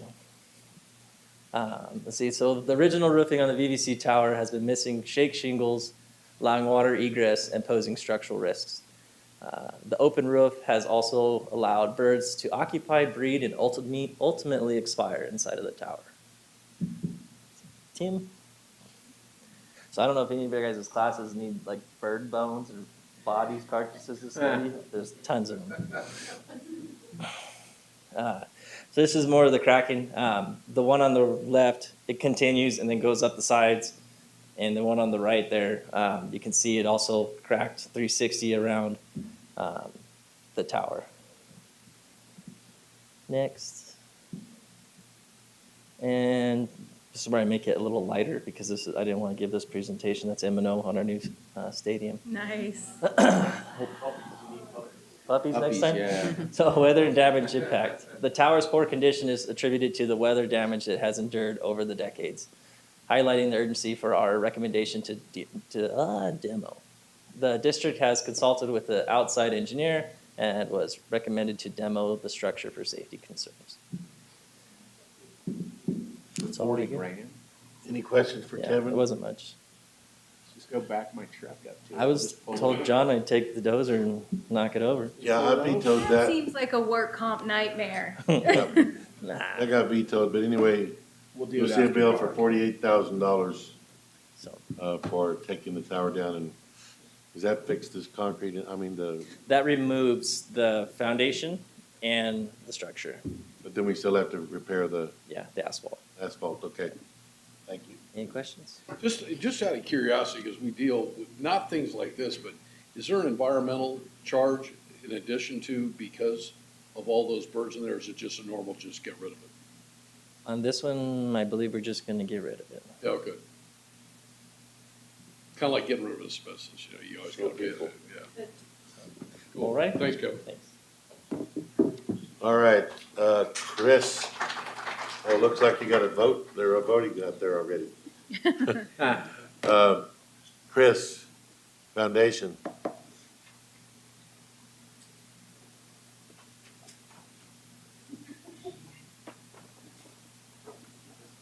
Great evening, everyone. I'm Chris Nunez, representing the foundation this evening. It's a pleasure to be with you all and share some of the great stuff that's happening in the foundation right now. Hang on just a sec. It's got it coming up right now.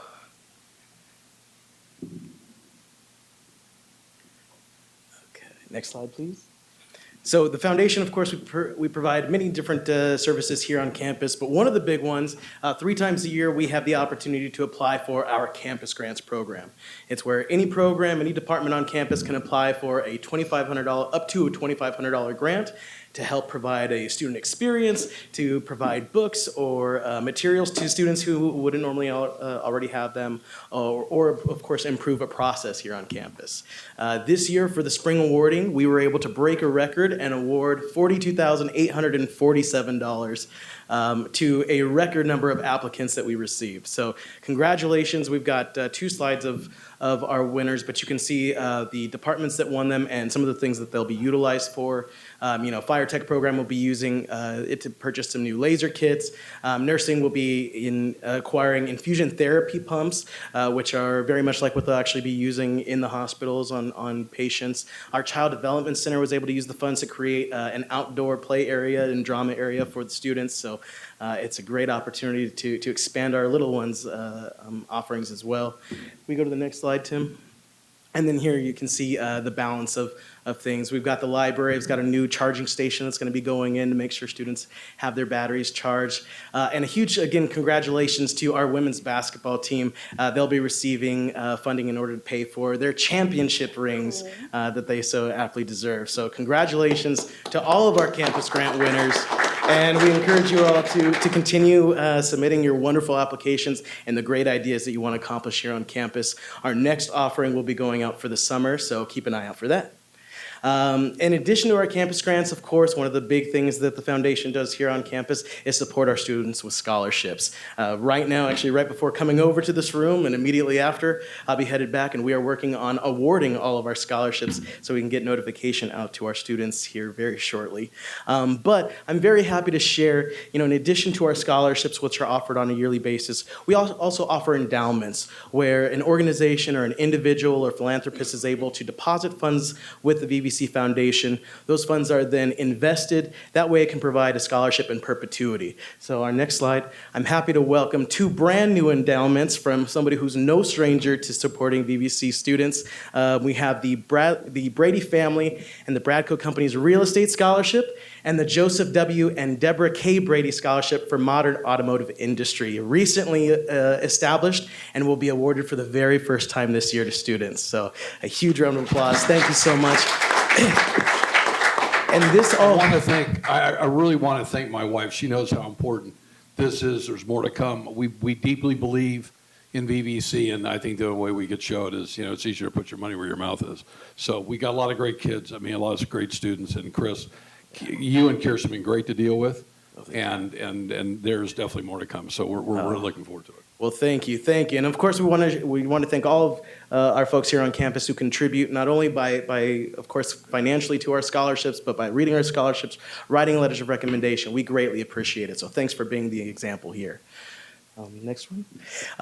Mark your calendars. If you aren't ready for the best party of the year, get ready because it is coming on June 8th as we celebrate the VVC Foundation's Alumni Hall of Fame and Distinguished Service Awards Gala, hosted at the Hilton Garden Inn. It's literally going to take you across the universe. We'll have entertainment by local artist Miss Natalie Blue, amazing food, decor that's going to knock your socks off. I guarantee you will have never been to an event that looks like this in the high desert. So we're really excited. Again, June 8th. Tickets are available on our website, vvcfoundation.com. We have a great slew of honorees that we're excited to recognize this year and hope that you'll join us. Yes? I imagine next year is going to be better, right? The location next year is definitely going to be elevated, for sure. Actually, originally, we were, of course, planning on hosting it here, and given some logistical issues, we are rehoming it at the Hilton, but we saved the theme, we saved the decor, the entertainment, and all that there on standby for a ridiculous party next year. So I hope you're all ready. And we'll also be needing to solicit nominees for our honorees. Again, this year we will be recognizing folks for Distinguished Service in Community, Distinguished Service for Education, our President's Award, and of course inducting 2 folks, one person into our Alumni Hall of Fame, Miss Martha Mendez, and then our Young Alumni Hall of Fame, Miss Chantel Picone. So we're very excited and can't wait for the celebration. Oh, thank you. Love celebrating. And then continuing the celebration on June 11th, we have our scholarship ceremony. So right here in our Performing Arts Center at 9 a.m., we will be recognizing and honoring all of our scholarship recipients and, of course, having our donors come to campus. That way they can meet their recipients and we can celebrate the great work that's been done and all of the work coming ahead to drive success to these students. So please join us June 11th, 9 a.m. in the Performing Arts Center. And there will be refreshments and all kinds of fun stuff. So, and that is during the first week of our extended summer schedule. So by all means, come on. And I believe that's it. Thank you all so much. Unless you have any questions, that's our report. Okay, thank you. Appreciate you. Okay, Amy Azul, we have the next two items for you. You have it for us.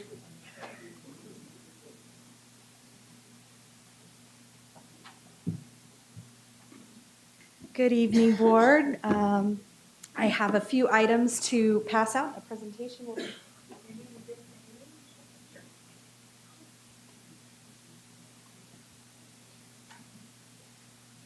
Thank you.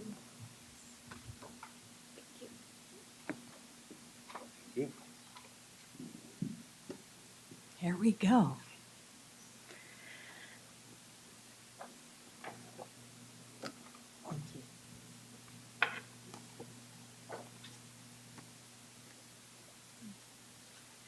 So I'm incredibly excited to share this opportunity with the board, more importantly with our students.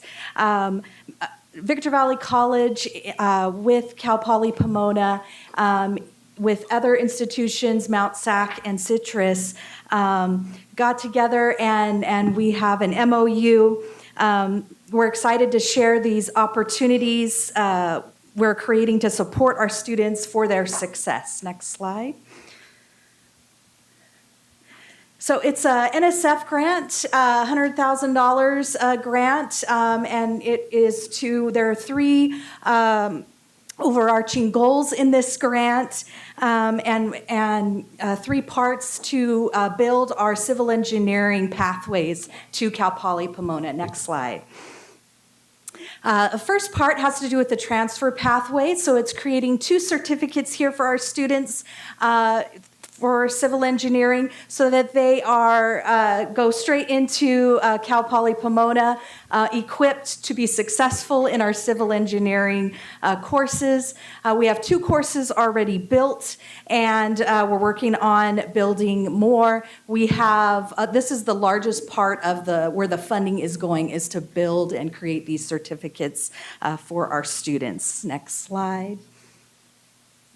The other part has to do with creating opportunities for our students to attend a summer bridge program and prepare our students for success in the engineering program at Cal Poly. Next slide.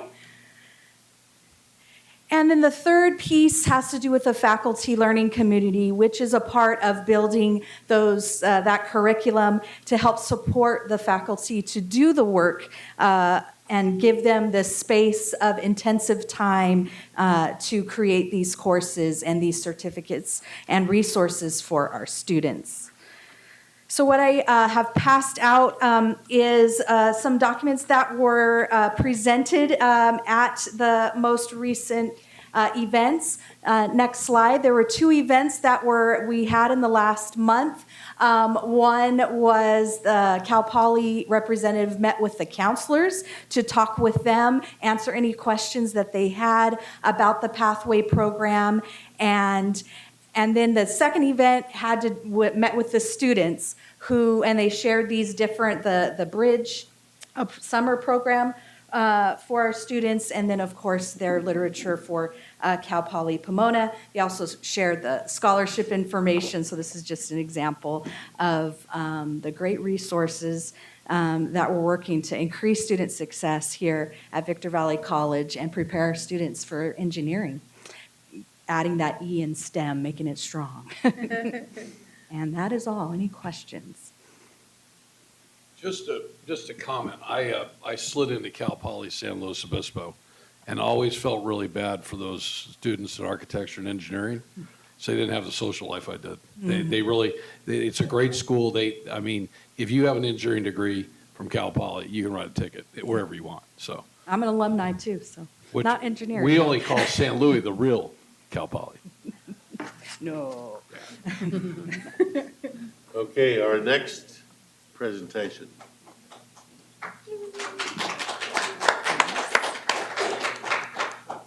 Oh, I forgot to share. We have this MOU the signed MOU for Cal Poly. Oh, cool. That Dr. Walden signed. That is fancy. This is big. I mean, this is huge. I mean, it's. So both the president and myself signed that. Yes. So, should have demonstrated that as I was speaking. All Can right. you pass it down, let them look Sure. at it? Yeah.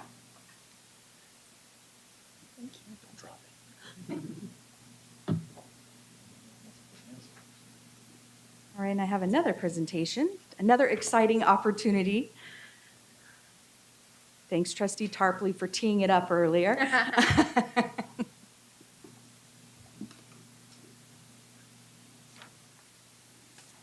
If you haven't heard, Victor Valley College was approved for a bachelor's degree, to offer a bachelor's degree in respiratory care therapy. Hopefully more to come. Next slide. Oh, yeah. I hope so. So obviously during the coronavirus crisis, it emphasized the importance of respiratory therapists. And in fact, the U.S. Bureau of Labor Statistics stated that the employment rate is expected to grow by 14% between 2021 and 2031 for respiratory therapy. Next slide.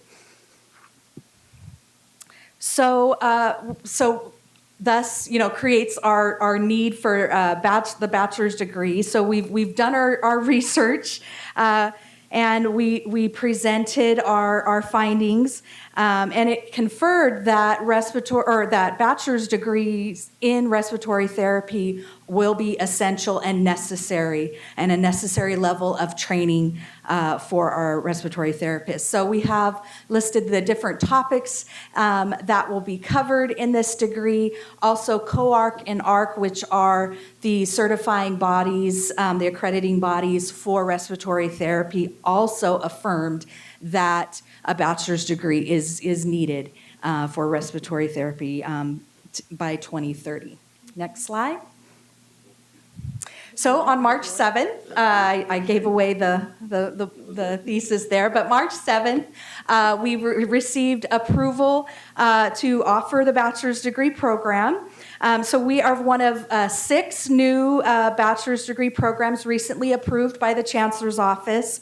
Soon to be available in the system. So 39 of the colleges in the system offer bachelor's degrees, so we are one of them now, or will be very soon.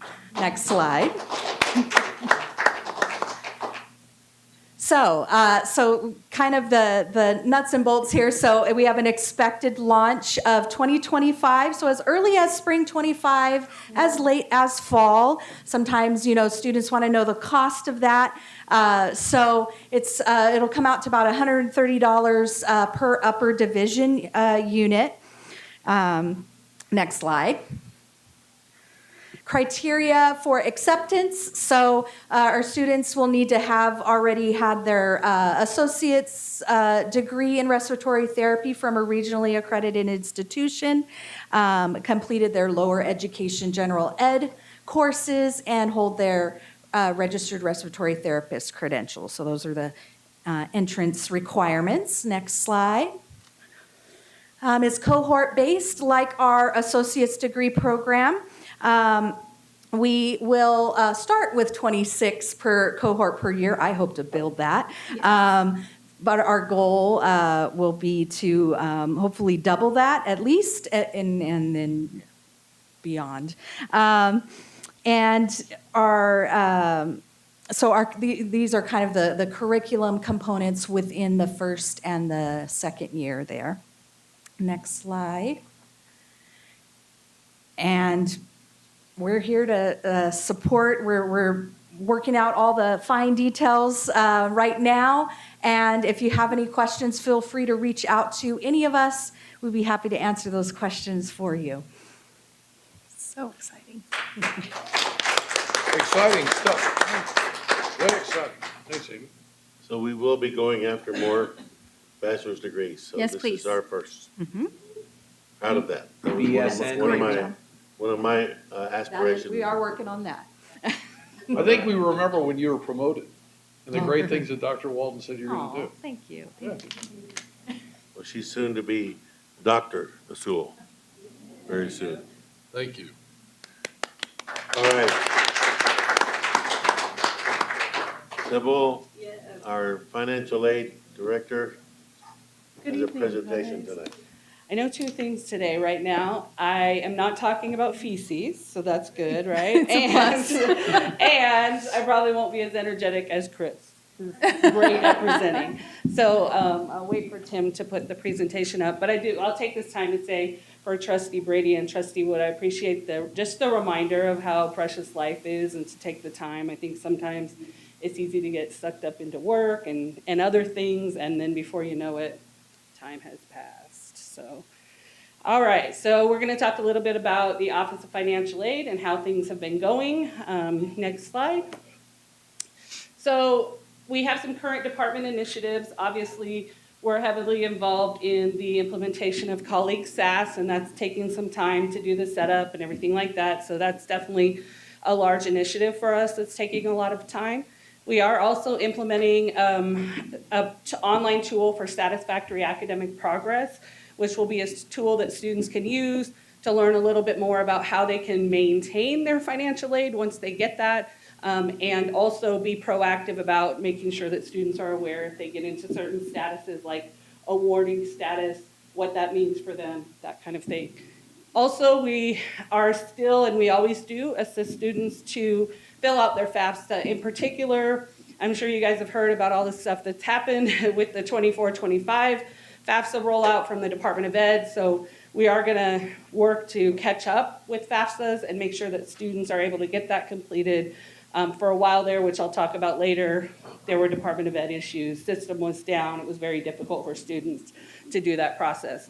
We are also moving to implementation of Campus Logic student forms. So unfortunately, I tried the rollout of using colleagues' version of submitting documents online, and it wasn't really as efficient as I would like it for the students. And so luckily and graciously, the president and the cabinet had approved for us to move to Campus Logic. So this is much more efficient, kind of like the Cadillac of submitting documents. It will allow us to text students. It will allow students to submit documents electronically, which we always did have, but there's also smart logic in there. So it's not going to present stuff to the student that doesn't apply to them. So we hope that'll move students through the process much quicker. A couple of things have come up since I made this presentation. One was a reminder of what we just talked about. I'll be working with academics and Amy Azul to make sure that we contact the Department of Education for a level of offering change from the associate's degree to the bachelor's degree so that we can make sure that the financial aid can be set up for that program in time for the implementation.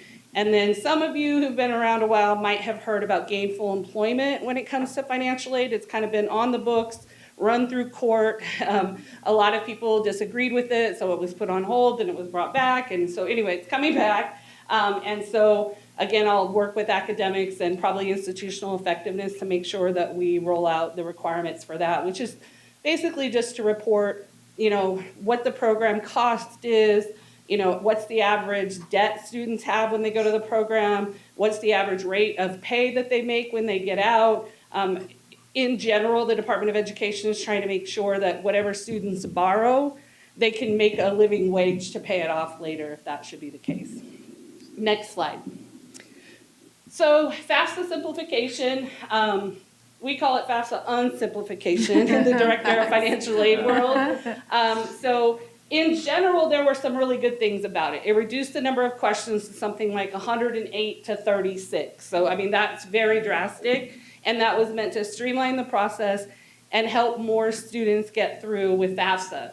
It also is expected to expand access to the Pell Grant using different formulas for calculating need eligibility and also family definitions. So We haven't began packaging yet, but we will soon because again, we're moving to SaaS. So all of that new stuff along with the new system has kind of changed our direction.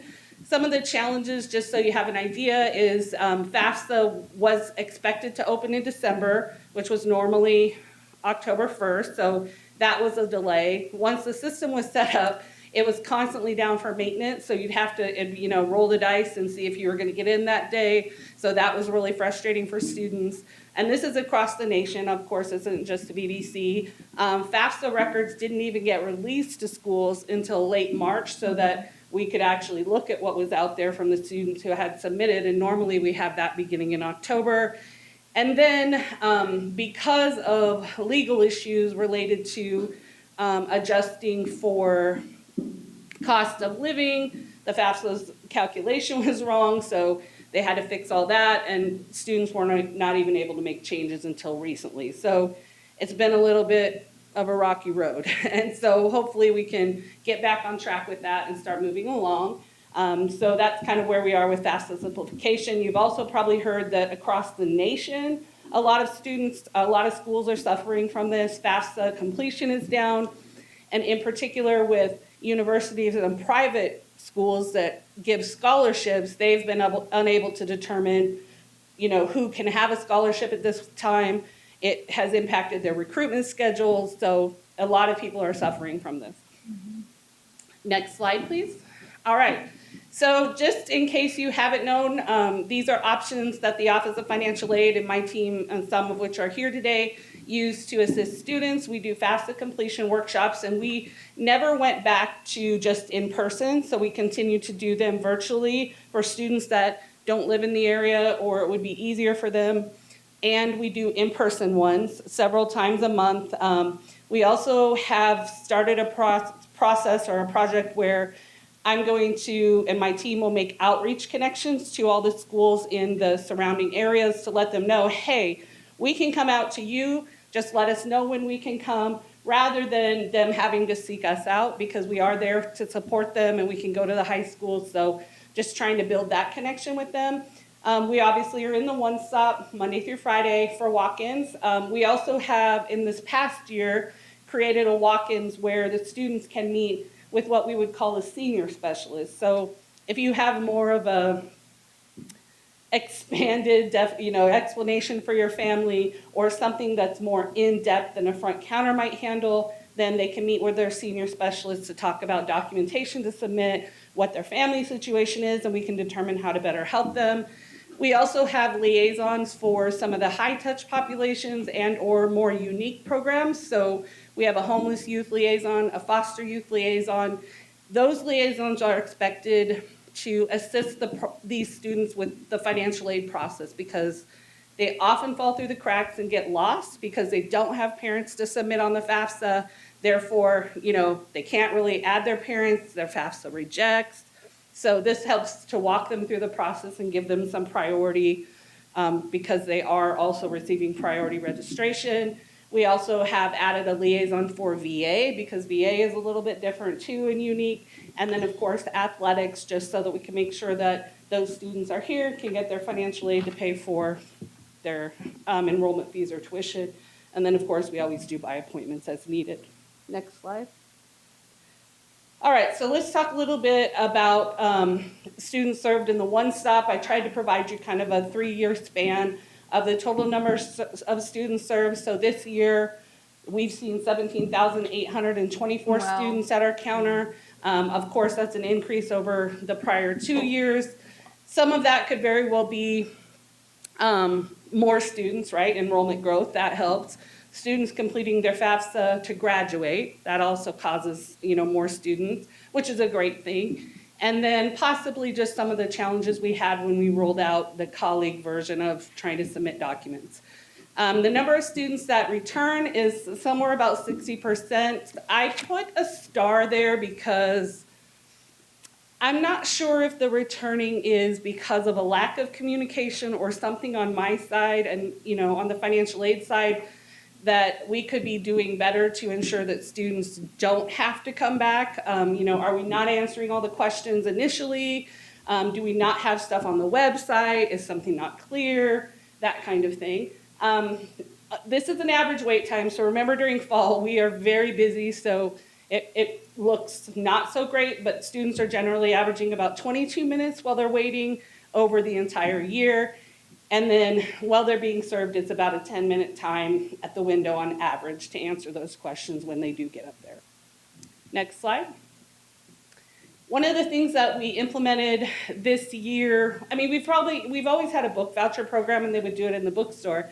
As you guys know, the bookstore is online now, and so that's changed the process a little bit. So we formally introduced for spring 2024 a book voucher program where students who had a Pell Grant could take an advance on that Pell Grant in order to buy their books. And so we opened this program up about a month before the term starts so that they can prepare and get ready and use their Pell in advance to purchase their books. We granted 555 vouchers during the spring term, but obviously my team probably reviewed maybe upwards of 700 or more just to ensure, because not everyone has a Pell Grant and they submitted it anyway, or they are in an enrollment level in which they wouldn't have enough funds to use their Pell Grant.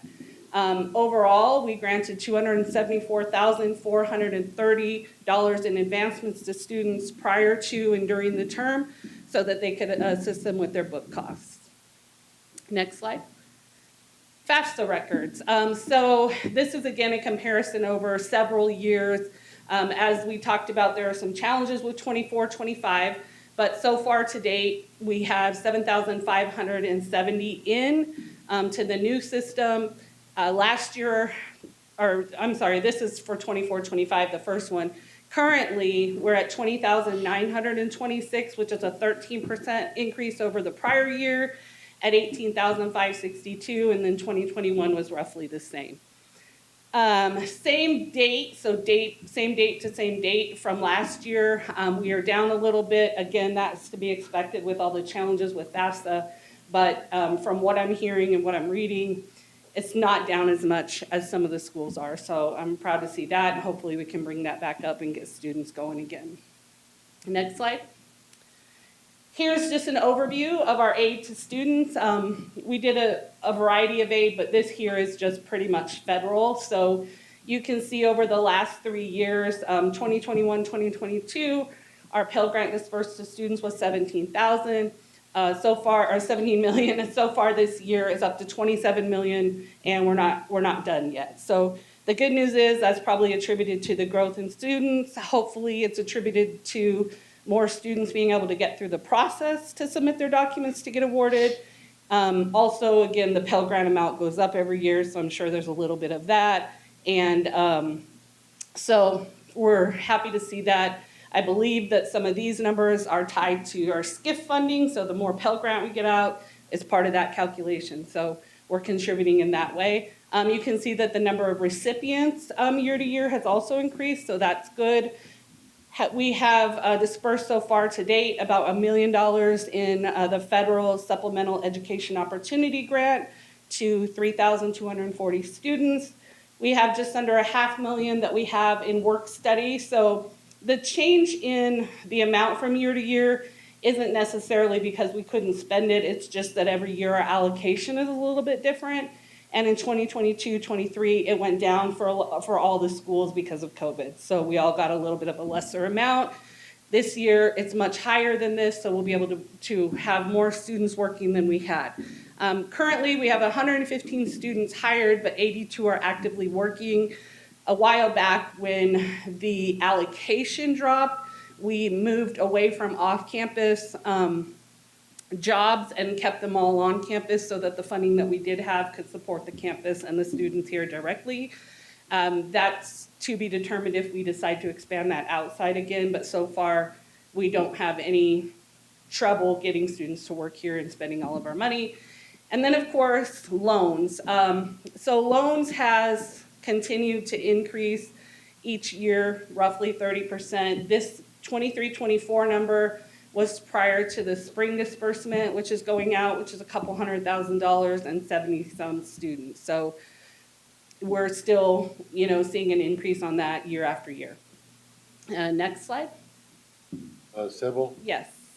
So it was my understanding that our policy here was to discourage the loans. So that students in a two-year college are sort of advised against getting loans. Yes. How do we practice that? So one of the things that we do, it is not something that we put on the website prevalently to discuss, for aid that students can receive here.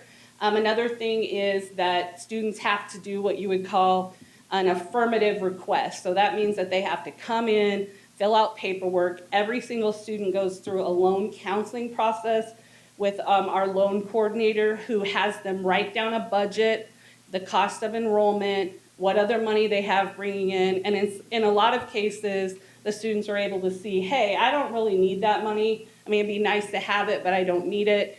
And then we also share with them that whatever you're taking here, you're not going to be able to take at the university when you transfer. And in a lot of cases, they're not getting some of the funding here, like Cal Grant, in the same levels that they're getting at the community college. So you're gonna need that money when you get to the university. So those are the things that we do. Every single person is running through and individually having a counseling appointment to decide if that's something that they really need to do. Thank you. Yeah. Next slide. So tied to loans is our cohort default rate. It's a 3-year period that they calculate, and obviously it's several years back. So far, 3 years, it's kind of up and down. We'll see what it goes. Obviously, the more borrowers we have to the amount in default, the numerator and the denominator change, and then the percentage changes. We are pretty much above the average nationwide, so that's a little bit of a concern. Anytime that you have 15% or more, and any one of those 3 years, which we do, we are required to take additional steps when we disperse loans. So we can't disperse it. If you're a first-time borrower, you can't have it right away. You need to wait at least 30 days. If you are only getting a loan for one term, it's divided half the disbursement in the beginning, half towards the end. So unfortunately, we fall into some of those, for lack of a better word, sanctions, I guess, but requirements, because our default rate is relatively high, or it's sort of high in one of the years, over 15%. We can go up to 30, we will hopefully never go up to 30, but we will go up to 30, and then sanctions start to come out from the Department of Education about how we will run our loan program. Let's don't get to 30. Yeah, we don't want to get to 30, but some of that is, the less people you bring in, again, that denominator is different, Right. and so the more that flip into default, if you don't have very many borrowers, that percentage is going to appear higher. So it's kind of a catch-22. Next slide. And that's all I have for you guys today. Do you have any questions for me? So I remember when I applied for FAFSA, I was denied because I'm full-time employed, and it automatically took me to the federal student loan portion on the FAFSA website. So I think that occurs probably for our students as well, Right. I would So, imagine. Yeah, at the end of the FAFSA, they're given an estimate of Yes. aid, and it does show the loans. When they come to the counter, again, we are trying to graciously persuade them away from that. But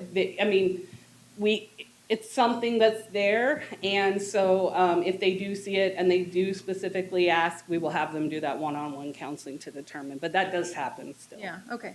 I thought so. Yeah. I just wanted to ask. Any other questions? Thank you. Yeah, thank you. I appreciate the You time. guys are hardworking. Thank you so much. I'm going to suggest we take a 10-minute technology break. I was just gonna lean over and say, I gotta go, man. Right. Can we do it now, please?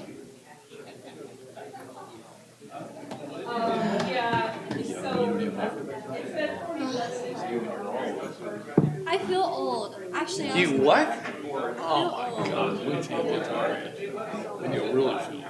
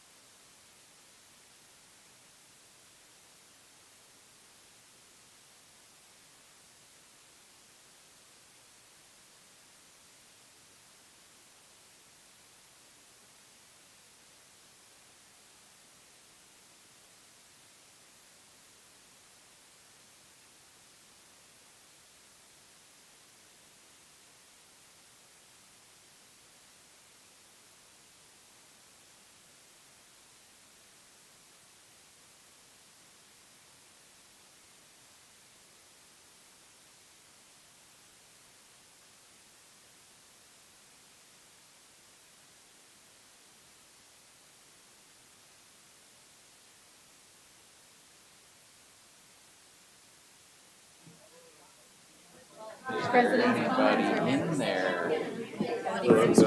Oh, you're done? I know, right? That's one of the reasons. We're at number 7 now. Take I made the my walk. comments at the beginning. Do I have anybody from the Academic Senate here tonight? No, Do I have anybody from AFT part-time? no. Do I have anybody from ASB? No. Yes. Yeah. Yes. Oh, Yes. Jen's here. No. Wait, I have updates still. No ASB. So the talent show was April 26th. It was a standing room only. It was also a fundraiser for clubs, and it was an overwhelmingly amount of support and success that we were encouraged to use the big stage in the pack next time we do it. Cool. On top of that, I was part of the Our Health, Our High Desert campaign that launched this past couple months. So you might have seen me on some billboards or on some commercials. On top of that, Asian American and Pacific Islander Heritage Month is May 17th. That's the date we're celebrating it with ASB. It's from 4 to 8:30 p.m. out front of the SAC. You can find flyers in the back. And then we have the Film Festival viewing ceremony, which will also be May 17th in the pack at 4:30 p.m. You can also find flyers in the back. That's when we'll announce winners. The study-a-thon is May 31st. Lunch is from 11:30 to 4 p.m. We'll have games and activities. And the whole learning session is from 8:30 a.m. to 4 p.m. Again, that is the day for the end of the year fair. Have any of the Board of Trustees had enough time to think about it? Don't think? No. All right. So it looks No. like Dr. Todd Scott will take the stage for that. You're repping for us, bro. And then we have the adult education graduation on May 31st, 1 p.m. in the gym. On top of that, ASB elections for next year's council are currently ongoing, so we're receiving applications right now. They will be campaigning as soon as they turn them in this week, and then we'll have elections at the end of this month. So we are looking forward to that, where I can announce next year's council, hopefully at next month's board meeting. On top of that, this just came in like a few hours ago. It's from San Bernardino Valley College. I went ahead and met with them in San Jose. This was directly for myself, my Vice President Herrera, and Senator Reyes there in the back. We met them in San Jose, and this was a letter thanking us for supporting them and representing our college well. It's a really long letter, so I won't read it out to you, but I just wanted to say that this definitely shows that our advocacy here at the college does reach our community beyond our college. And we really made an impact in San Bernardino Valley College with the letter they received, or I received today. Thank you. So That is all. proud of you. I was actually asking Dr. Walden if you could run again. He said, no, soon you'll be a Bruin, so. we're gonna Yeah. miss you, obviously. CSEA, Yes. thank you for being here. Pablo. Good guy. Hello. Greetings, everybody. Hello, Dr. Walden, Board of Trustees. My name is Pablo Saldaña. I'm the first vice president to our CCA e-board. Our president couldn't make it today, so I have just a message from the e-board and from Audrey as well that I'll be reading. So as you know, the 3rd of May, which is next week, is a classified school employees week. That is a week when we recognize the hard work of our fellow classified professionals. This year's theme is Empowering Generations. Classified professionals have earned the respect as educators and partners to the educational community and sphere. More importantly, they become recognized as essential frontline workers for our communities to keep us running and also making a difference in the life of students that we serve. In honor of Classified School Employees Week, our events committee has been working really hard in putting together some events to show our appreciation to the classified professionals here at Victor Valley College. This week, that's the week that we will take some time to just celebrate the hard work that we do serving students, faculty, management, and each other just throughout the year. We appreciate all of the donations and the support that we have received from Dr. Walden, the management team, the foundation, and also Schools First Credit Union. Your donations really do help us provide a lot of support and celebrating our classified during that week. We also want to appreciate the resolution that will be presented later tonight that states that the board wishes to recognize and honor classified employee, School Employee Week and all classified professionals in CSEA Chapter 584 for the outstanding work to VVC and its students. So that is all from me. Thank you, thank you. Pablo, if I could ask you a question. In the past, many years ago, they used to invite the board to a lunch on Friday. Do they no longer do that anymore? Well, it's not on the books No, they used that to. week, but we can definitely bring it up. We would love to. We would love to. And Well, they used to invite the board down Yeah. to come and try to get some of us to come down and have lunch, and it was I usually mean, on a if y'all Friday. are, Friday we are having lunch. If y'all or have time, it'll be in the lower campus by the parking lot queue, which is where the farmers market takes place. So if y'all have time, we would love to have you stop by. What time is that? It's gonna be between 11 and 1 p.m. 11:30, 1:30. Okay, great, yeah. Yeah. I personally always enjoyed it. Yeah, please come. That was at the Yeah, time any where of we you. didn't all get along very well. It was always nice going and just breaking bread. Yes, please. Great. All right. Thank you. Any more questions? Thank you. Awesome. Appreciate it. CTA? No. Nope. Management. Yes. We have a volunteer back here. Wow. Oh, you got two. Yes, we have two.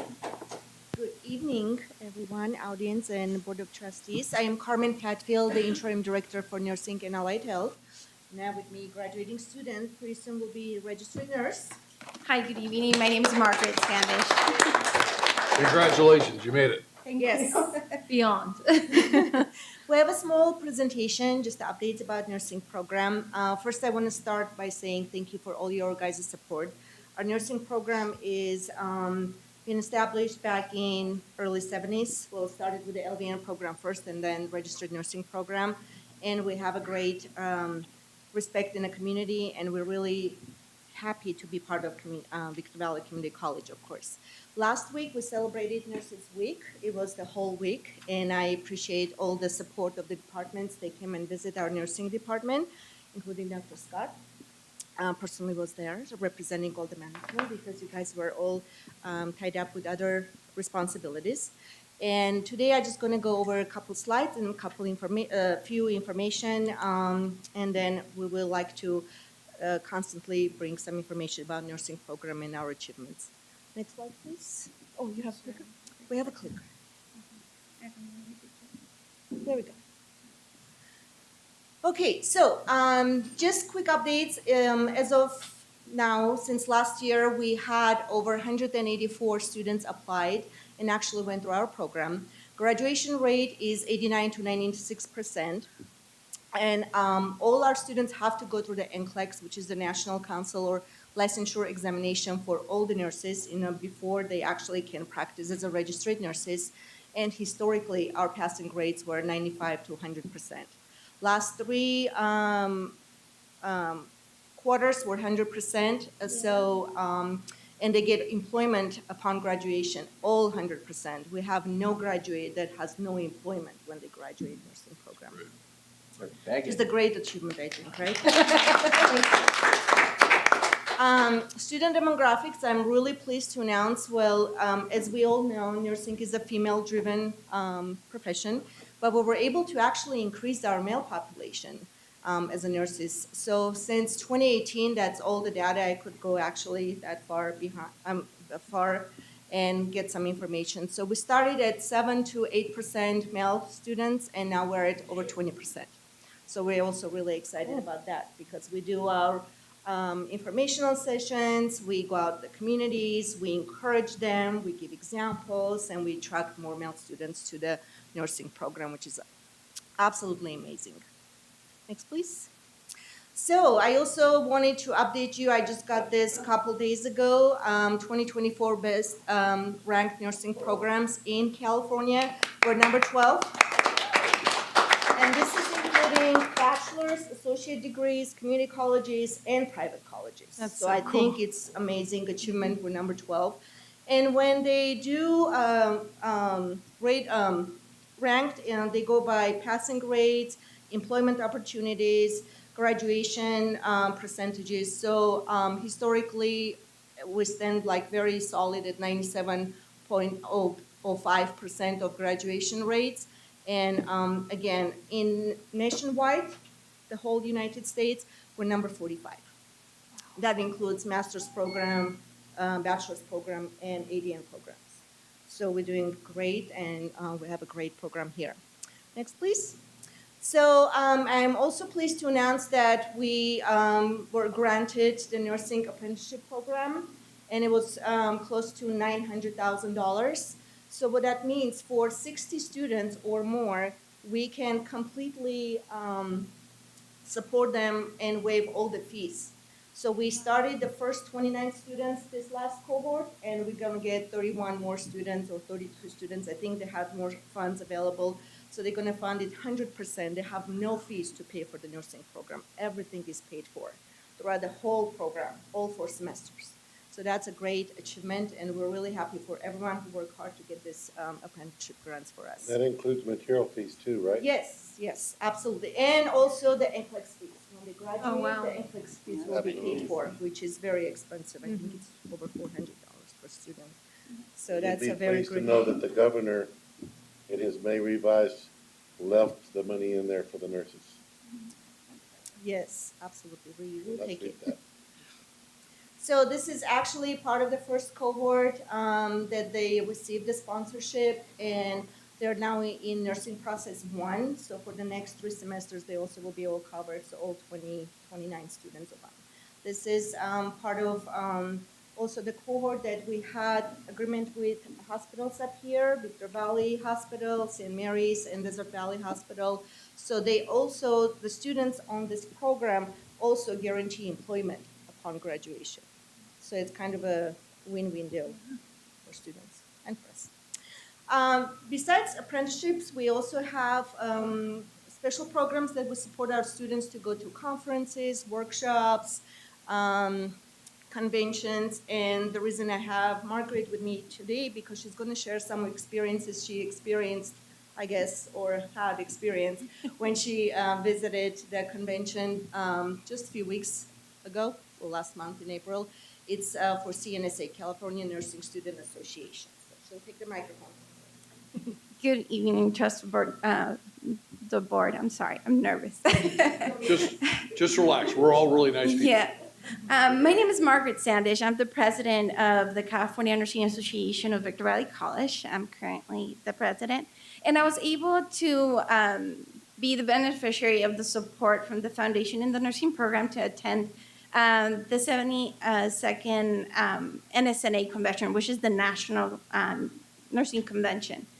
During this convention, forgive my looks, but I had a clinical day before taking the red eye to go to Florida. Yes, we achieved in this program. And I'm pleased to inform that even though we were tired, in a casual setting, we're testing our knowledge, we use something that's Kahoots. It was about like 40 to 45 students where we were competing. My ASB liaison, Randy Salzer, went with me to this convention, and he ended up first, I ended up second on the spot, testing our knowledge with other programs. During these conventions, we're able to see aspects of nursing in other states, legislation that affects like our nursing practice or scope, specialties, and the importance about getting certified in our areas of practice, like trauma, ICU, neuro-ICU, things that are outside of our region here in the desert, but they're important. That way, when we further our education, we always can come back to the desert to be better, more fit nurses in the future. Some of the important trainings that we got was attending the neuro assessment. This talk was given by a neuro-ICU nurse from Phoenix, Arizona, and we received hands-on training for prevention of opioid overdose in the field, and got informed about important language that we should be modifying and implementing in our practice. It was just an overall overwhelming experience about how to improve the quality of the student and bring this back home. I'm also very happy to inform that with the collaboration of a project that I entered with Professor Padfield, Professor Gray, I was able to bring home to Victor Valley College an award given in the National Convention for Disaster Preparedness. So we are awarded nationally in the category of school regarding our disaster preparedness program in a multi-disaster day.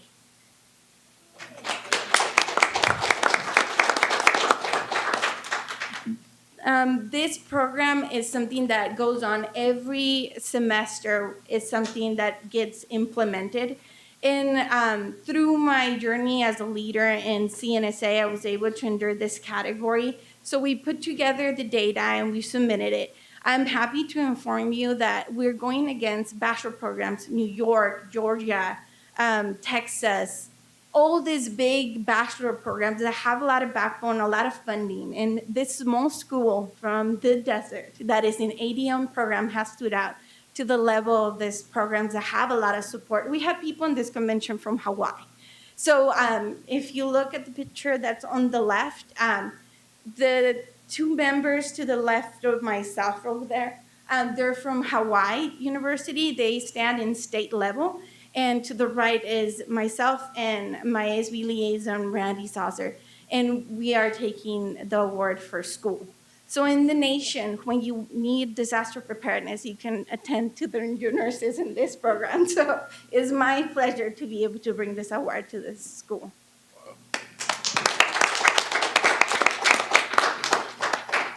Before I announce that our pinning ceremony is on June 6th at 6 p.m., I send you guys email with the location and time. I also want to say that we working to get accreditation through ASIN for our nursing program so we can be eligible to apply as a pilot program to get a BSN. Woo, woo, woo. So we'll keep you updated as soon as we get more updates.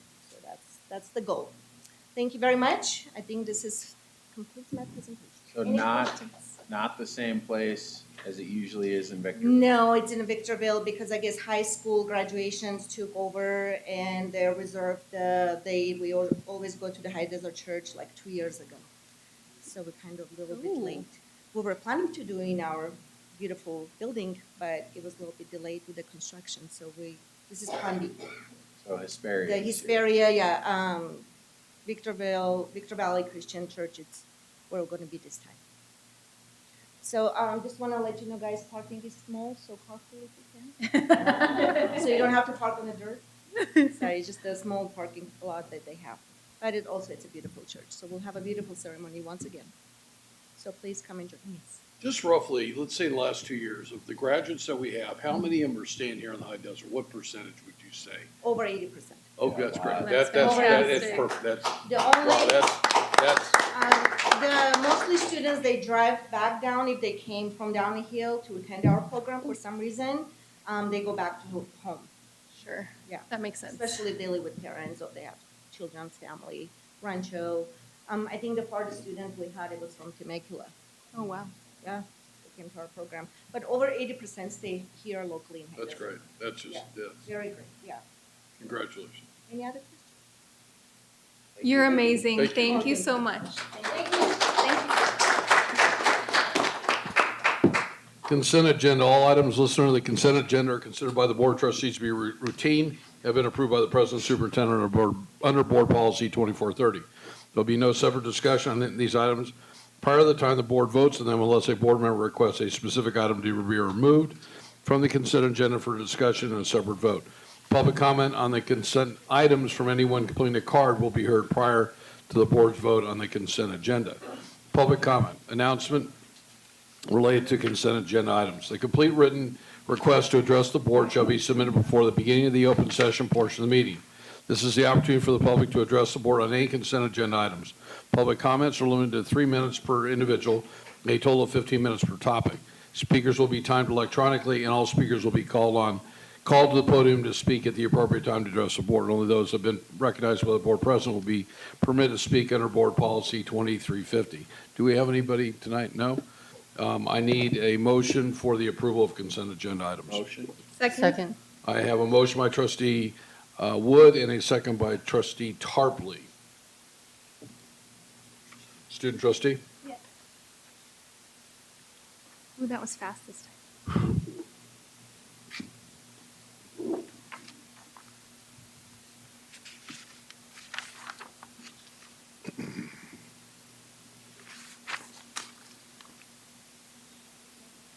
I did. Oh.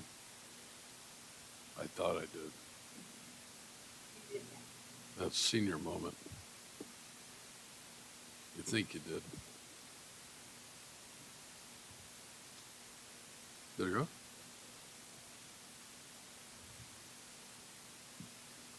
Great. Action agenda. The complete written request to address the board shall be submitted at the beginning of the open session portion of the meeting. Individuals who want to comment on action items may do so after being recognized by the board president before board discussion of a particular item during the meeting. Comments are limited to 3 minutes per individual, a total of 15 minutes per topic. Speakers will be timed electronically, and all speakers will be called on at the appropriate time to speak. Only those that have been recognized by the board president will be permitted to speak under board policy 2350. Under item 10.2, student trustee privileges, board Motion. policy 2015. Do I have a motion? Motion. Do I have a second? Second. I have a motion by trustee Tarpley and a second by trustee Pinkerton. Student trustee? Actually, I have some discussion on this. Sure. So on this, we have listed 5 privileges to approve, but only 2, 4, and 5 are up for approval tonight. I'll go ahead. I'll start with number 1, the motions and seconds. I talked to Dr. Walden about this, and the issue we have is why we don't approve it is because Board Docs doesn't officially recognize me. So we talked about possibly amending, seeing if a board member would like to amend it to state that if or when Board Docs allows the input of a student trustee, to allow the student trustee to make motions and seconds, Absolutely. if I'll motion possible. that. So that's an amendment. We have to It would make be a an mo- amendment, correct? But you can make a motion, you make a second, your vote just doesn't count, correct? Correct. Okay, I just want to be sure that. So this is specifically with motions and seconds. So Correct, yeah. currently, it's a privilege that student trustees can have if granted by the board. After discussion with Dr. Walden, the reason we don't do it is because I'm not officially recognized by the board docs, what we use for our board. And we ran into that problem like 5 years ago Correct. when we first went to board docs. So instead of having it be approval and I can't make motions even though I have it, have an amendment saying if we do come into contact with a board docs that does now have the student trustee recognize that I will have the privilege when it happens, so you don't Yeah, have to I have think it we all don't the way on support there. that. You won't, you'll be gone. Yes, it wouldn't be for me. None of what this approved would be for me. It would be for the next trustees. Right. Well, you know, I do- I the new do- stuff comes in July. Did you know that? So, Do know. so I believe she has other items. I but- do. So this amendment would need to be voted on and passed, and then she can go to her next amendment. Second, Jen's motion. Okay, so trustee Tarpley made a motion on student trustees' motion and a second by trustee Wood. All right. So then the next one I wanted. Oh, wait, No, we have to vote on that. We got to vote. Are we doing a Yeah, verbal? so do we have a, Just to vote on the amendment Oh, on. got it. Then yes, from student trustee Okay. universe. Well, yes. you want to just do a verbal or, Let me just get it in writing. okay? What is the Well, second? we need to include it all as one motion because there will be one final resolution. So if we're doing more than one thing, it all needs to happen. Okay, well, Yeah, okay. she's got more amendment. Oh, okay. All right. So the next thing I wanted to touch on after looking at the document. So let's do this correctly. Go ahead and do a voice vote on the amendment. Yes. And then you can move on. Voice vote is yes. All in favor, say aye. Aye. Opposed? Okay. Motion moves. Okay, next one. Yep. So the next one I wanted to recognize would be the second one on there. It wasn't on here when I saw it, only the ed code was, but approved on July 21st, 2023 was Assembly Bill 1541, which would make the advisory vote mandatory on here. It's no longer optional for all community colleges, and I just wanted to say thank you. I know we've already recognized that. We've been doing it for a while, but I also wanted to recognize that it's now mandatory for all community colleges as well. And I would say this, at the CCLC conference, it was interesting to see how many didn't have that, but then it was funny, there was one college, I won't say who it was, they hadn't had a clue. You should tell us who it The is. trustees were sitting there, had no clue of what the law was, and they were looking at each other, and I kind of felt really bad. Kind of reminded me of 12 years ago when I first went, you know? Yeah. And then the next and final thing I wanted to point out was in number 4, the stipend of $600 per semester. So that currently would mean the student trustee gets $100 a semester. According to like the ed codes, $100 a semester falls into a community college district with 1,000 FTEs or less. And the total amount of community college with 1,000 FTEs could make is $120. For a college with between 1,000 and 10,000 FTEs, the total amount a student trustee could make is $240. We are beyond that, and we're now between the brackets of 10,000 and 25,000 FTEs, which means a total amount a student trustee could make is $400 per month. So even with this being passed right now, or any student trustee beyond here would be compensated significantly less than where we are at currently. I'll make a motion that we bring it up to the code. Well, and No, if do we did- want to do we'd both be go- amendments with that Are you motion, talking about Brandon? if we brought up to the code, we'd be going backwards? No, Correct? what she's suggesting is that, starting with the next student trustee, this wouldn't affect her, but there'd be $400 a month instead of the $100 a month she gets Oh, now. okay. Yeah, Right. and, but I also bring the, our resolution or our whatever up to code for Absolutely. Yes. the mandatory Right. student advisory Yes. vote. Well, my motion was about the pay. The pay should be tied to the FTES. So we should probably honestly change 4 to read in accordance with, in accordance with the law, because and then have the pay No. scales out. The law, Brandon, it doesn't, I mean, trustee Wood, I'm sorry. How dare you? The code doesn't stipulate how much it says. It says you may, so you still, just like yourself, Okay. you still have to set the dollar amount. So Okay. it sounds like y'all are wanting to pay the 400, so just make a motion to pay the 400. I'm But we making have the two motion things to- that she brought up. Are we doing it together or separate? Well, she's gonna do it all in a minute. Okay. So do this amendment next. So we have a motion by trustee Wood to raise, and who is the second? I'll second. Okay, then second by trustee Pinkerton, raising the monthly stipend to $400 a month for the student president. The whole thing all Okay. together. Mhm. Okay. Okay. Do you need a verbal vote from us? my start date is. Okay. You have to stop asking her question. Well, we gotta amend it on here. I will. Let me know when you're done typing, Michelle, we have one more to fix. This is just like a little flavor of Big Bear right here. Right, well, the last one's easy. It's just not 3 a.m. It will be. it back to you as soon as I can get it.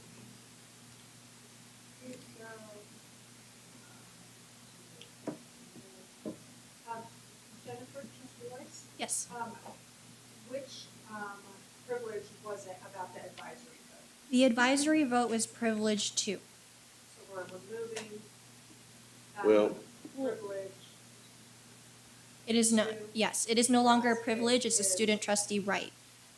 And the document isn't on here, but it's AB 1541.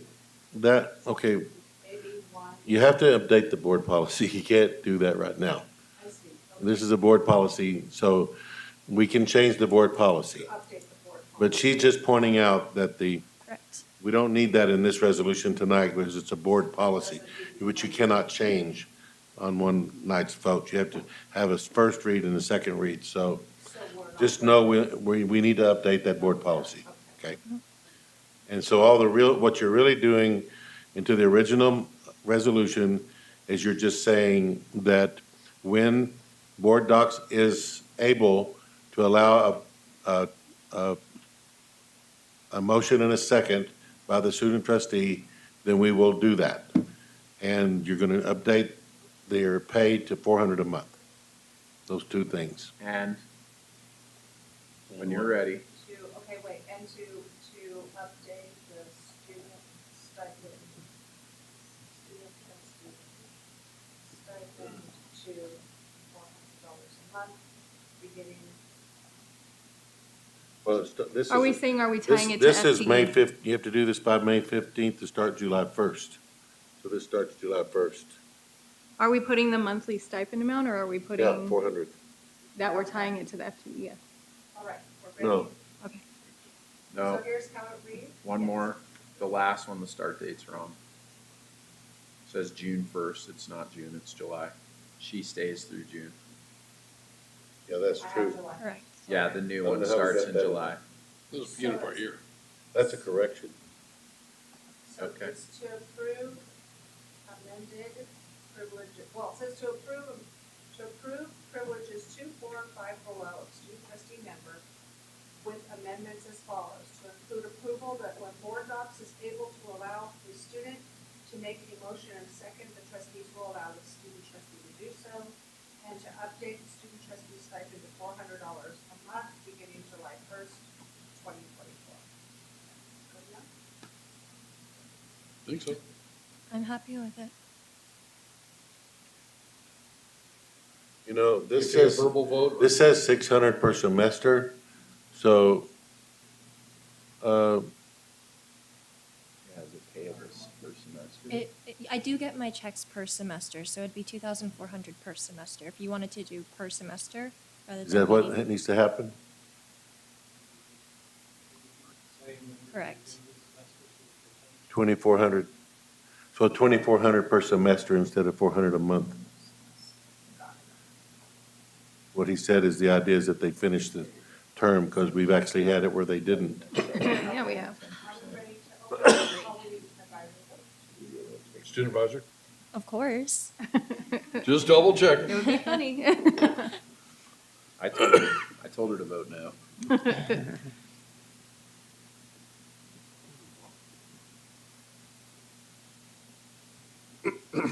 Robert Sewell has a question.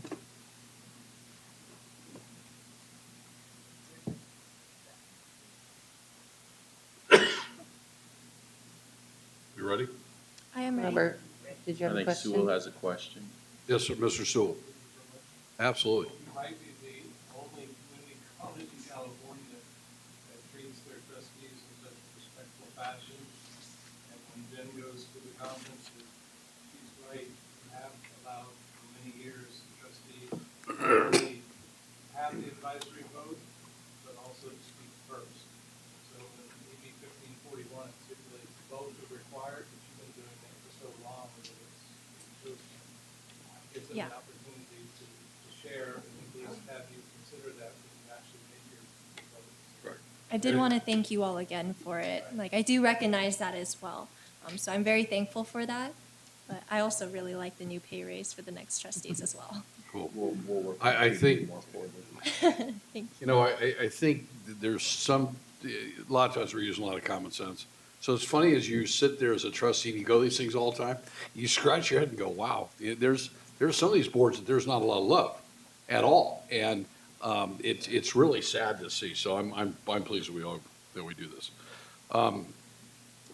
Item 10.3, I have a resolution 24.08 recognizing classified school employee week. Because there are multiple resolutions, I'm going to ask if she would, trustee Pinkerton, to read this particular one. There's 3 tonight. I don't want to read all 3. Would you mind reading this for us?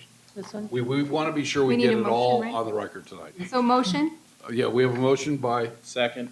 we have a motion by trustee Tarpley, a second by trustee Wood, and we're going to have trustee Pinkerton read this resolution. Let's see, the third full week of May 19th through the 25th has been designated as Classified School Employee Week in California by the California School Employees Association and the California State Legislature. Whereas classified professionals provide valuable services to the schools and students of the Victor Valley Community College District, and whereas classified professionals contribute to the establishment and promotion of a positive instructional environment, and whereas classified professionals serve a vital role in providing for welfare and safety of Victor Valley Community College District, and whereas classified professionals employed by the Victor Valley Community College District strive for excellence in all areas relative to the educational community. Therefore, be it resolved that the Victor Valley Community College District hereby recognizes and wishes to honor the contribution of the classified professionals to quality education in the state of California and in the Victor Valley Community College District. It further declares the week of May 19th through 25th, 2024 as Classified School Employee Week in the Victor Valley Community College District.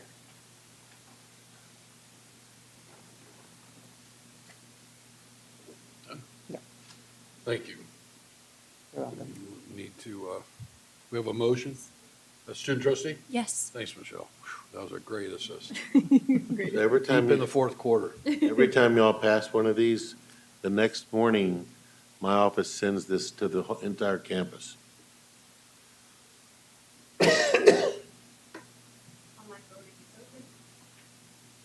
Oh, I was looking at the screen. It's time to go to sleep. Looking at the screen, waiting for the layup. Nobody there.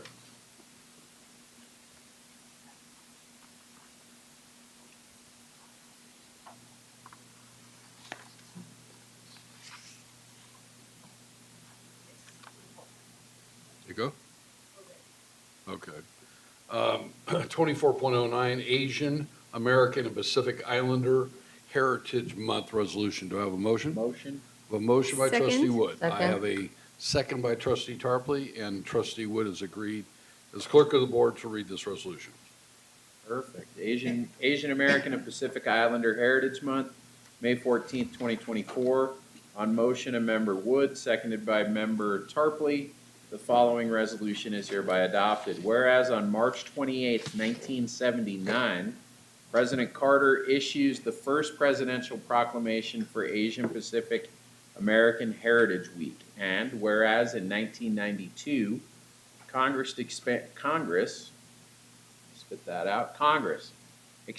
this observance to a month-long celebration in May known as the Asian Pacific American Heritage Month. And whereas in 2009, presidents have expanded the commemoration to honor Asian Americans and Pacific Islanders. And whereas Asian Americans and Pacific Islanders have contributed in great and significant ways to society, playing a vital role in our nation's economic and technological growth.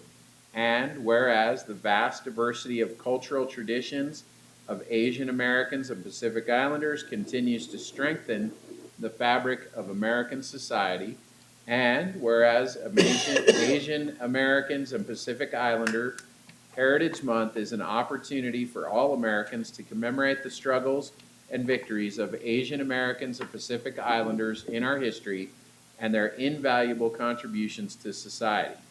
Now, therefore, let it be resolved that the Victor Valley Community College District recognizes Asian American and Pacific Islander Heritage Month, encourages all citizens to explore the rich and significant heritage of the Asian American and Pacific Islander communities, and honors the vital role they have played in the economy, culture, and community throughout the district and the United States. Passed and adopted by this governing board, May 14th, 2024. Student trustee? Yes.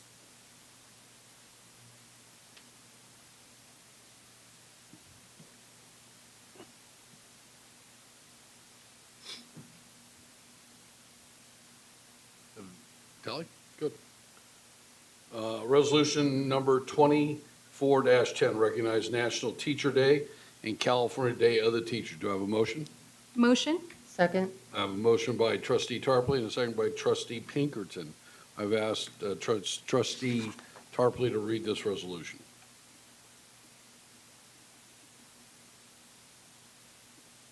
On motion of member Tarpley, seconded by member Pinkerton, the following resolution is hereby adopted. Whereas the foundation of American freedom and democracy is a strong and effective system of education where all people have the opportunity to learn in a safe and nurturing environment, and whereas much of the success of our nation is the result of the hard work and dedication of teachers across the nation, and whereas teachers spend untold hours and resources preparing lessons, evaluating progress, and providing guidance and encouragement to their students, and whereas no other profession touches as many individuals with such a lasting effect, and whereas the dedicated teachers at Victor Valley Community College educate, motivate, and inspire students, molding the minds and training the workforce of the future. And whereas California has produced the thinkers, the scientists, the inventors, the technicians, and the engineers that have led our nation to become the strongest economy in the world now. Therefore, be it resolved that Victor Valley Community College District hereby recognizes and wishes to honor the contribution of all teachers and the quality of education they provide in the state of California and throughout the United States. The Victor Valley Community College District declares May 7th, 2024 National Teacher Day and May 8th, 2024 California Day of the Teacher. Student trustee? Yes.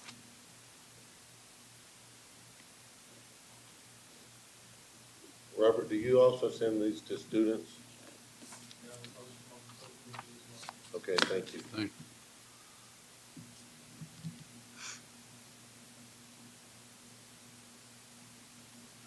Next one's resolution 10.6, resolution number 24.-11 candidate statement. Dr. Walden, would you please? Motion? I'm sorry. I need a motion. Second. We have a motion by trustee Tarpley and a second by trustee Pinkerton. Dr. Walden? What this does is this sets the limit to the number of words when a candidate wants to run for office for board to 200 words, and they must pay the cost of that at the time of filing. So that's been the practice of the past. We just brought what you've done before. I failed to print it up, Mr. Brady, so I'll get with you this week to bring it to you Thursday. You got it. No problem. And just for everybody to understand, it runs anywhere, now that we're in districts, anywhere between like $2,500 and $3,500 per district per candidate. Student trustee? Yes. I did have a discussion. Does anybody remember, was it 300 words or 200 words? 200. It was 200. It's always been 200. Okay. Let me tell you, it's a science to get it down to exactly. Oh, yeah. Especially when you're as wordy as I am. Jen, I admit it. Hey, More words, I like more it. money. That's right. Well, keep looking at the screen. Oh, boy. So 10.7, do I have a motion to, Motion. no, I'm only kidding. This one is, this is very important. Consideration approval of employment agreement with Superintendent President Dr. Daniel Walden. Do I have a motion? Yes, motion. Second. Oh, boy. Sharon Okay, pick, so pick. we have trustee Tarpley got there first. Sharon beat me. And trustee Pinkerton got there second. So with that, I will tell you, and I think just a little discussion. Dr. Walden is reviewed and reviewed and reviewed and reviewed Evaluated. on a very, very, very regular basis. And there are 3-hour meetings. He's done very well. I think we're very proud to have him. I believe he is going to go down as the greatest superintendent of all time. And it's great to work with him. We have some great conversations sometimes. It's not, we all have different opinions. But Dr. Walden, I think you've done a great job. This contract is well-deserved, and I know this board totally supports you. And I know the students and the faculty support you. So do we have any other discussion? Anybody want to say anything? Oh, I thought Brandon would for sure. We're waiting for what he's going to take us out to dinner, but We Maestro's had are our fine. special board meeting about it. You reconsidering maybe? So student advisor. Oh, student advisor. Yes. Thanks, Jen. I got you. You want to get home by Christmas. Congratulations, Dr. Walden. Well, hold on, the votes aren't in yet.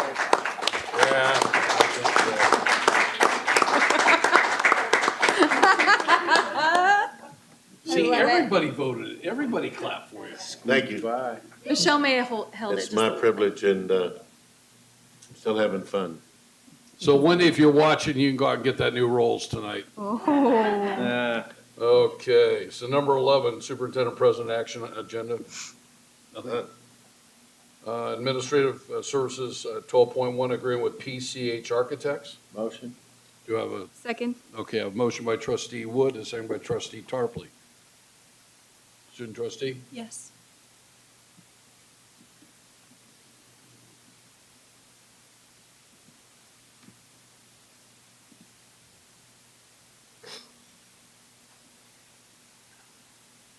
12.2, agreement with PCH Architects. Do I have a motion? Motion? Second. Motion by trustee Tarpley, second by trustee Pinkerton. Student trustee? Yes.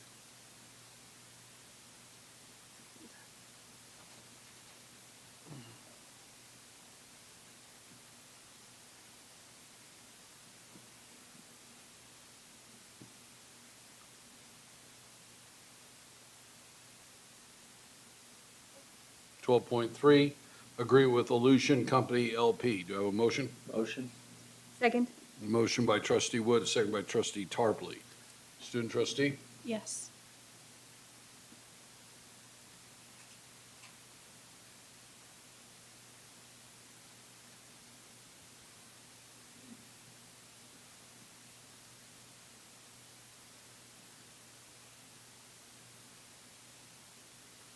Twelve point four, change order 8, increase with Bernard Brothers, Inc. Do I have a motion? Motion? Second. Motion by trustee Tarpley, and second by trustee Pinkerton. Student trustee? Yes.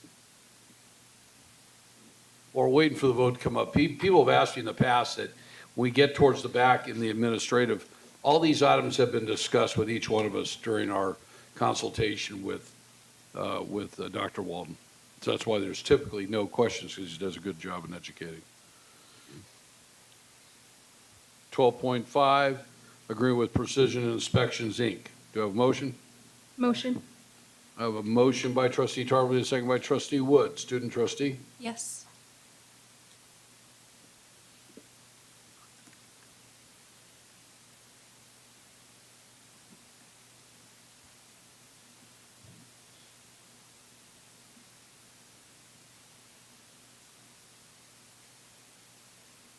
Twelve point six agreement, Zoom Video Communications, Inc., SOW for professional services. Do I have a motion?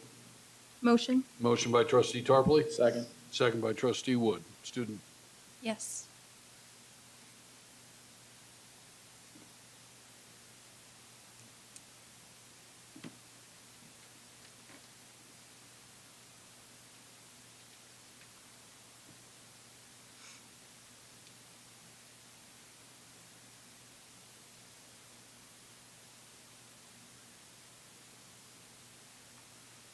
Twelve point seven, CUP CCA agreement with Cooley Construction, Inc. Do I have a motion? Motion? Second. Motion Mr. by President, trustee. may I read something first? Yeah. So this is the one to tear down the The obelisque. tower. The obelisk-styled structures situated on the northeast corner of Bear Valley Road in Spring Valley Lake was built in the fall of 1969 for $15,000. You're going to pay $48,000 to tear it down. The tower was used as the communications antenna for construction crews working the then undisturbed land that was eventually transformed into Spring Valley Lake. The Leo Chase Construction Company erected the 5-section tower in 63 days. It overlooked the Boise Cascade Home and Land Corporation Sales Office, which opened October 25th, 1969, to sell Spring Valley Lake property. But even company officials had a difficult time explaining what it was all about. The tower does not have a functional use. This is what they said then. Boise Cascade's Peter Lecas admitted it's just a landmark, like the Eiffel Tower, to indicate where Spring Valley Lake is. Now, think about this. In 1969, there was not a stoplight or a stop sign on Bear Valley Road. There was nothing out there. So imagine you got off this freeway on what's Bear Valley Road. It was a dirt path, and this is the highest thing in the land. So think about it. Yeah, things have changed. Wow. What's that? Yeah, wow. And there's a Circle K convenience store inside this building here. Wow, cool. Say, student trustee? Yes. Wow, this is almost history. This is interesting to vote on this. It's like the Tropicana dropping it. Oh, how stupid to put a baseball stadium at that corner. That's just stupid. But, Bob Shear, if you're watching this, we tried to save it, but we couldn't do it. Naughty.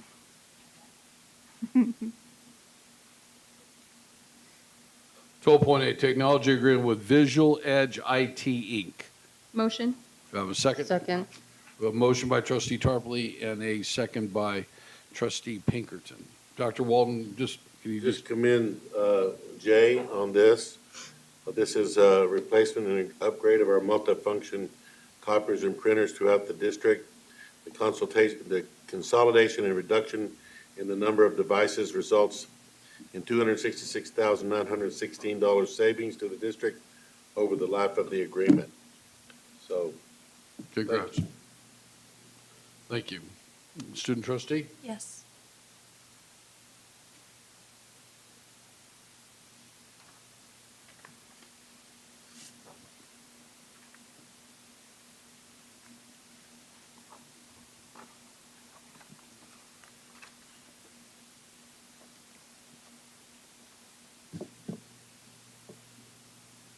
Thirteen point one, academic second contract recommendation. Motion. So these are all informational, I think. No, it's this action. this is action item, but this is the newly hired faculty from last year getting a second year's contract. Okay, great. We have a motion by trustee Tarpley. Second. Second by trustee Wood. Tied to the runner there. Okay. Student trustee? Yes. Oh.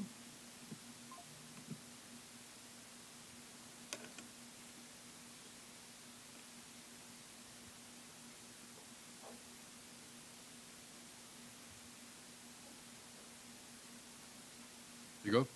13.2, academic third contract recommendation. Do I have a motion? Motion. These are the Second. 3-year people. I have a motion by trustee Tarpley and a second by trustee Wood. Student trustee? Yes.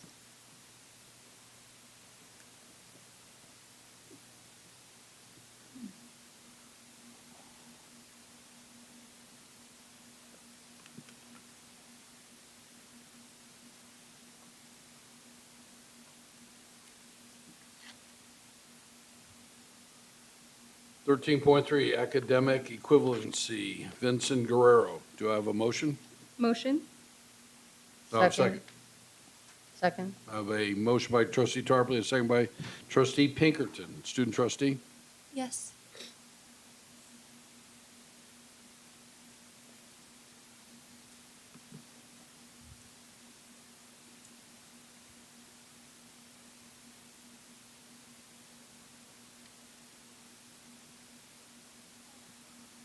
Thirteen point four, academic equivalency, John Rodriguez. Motion. Second. Motion by trustee Wood, second by trustee Tarpley. Student trustee? Yes.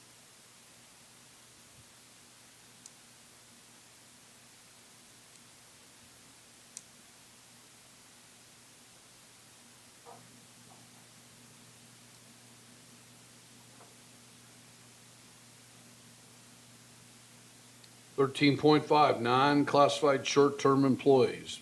Do I have a motion? Motion. Motion by trustee Tarpley. Second. Second by trustee Wood. Student trustee? Yes.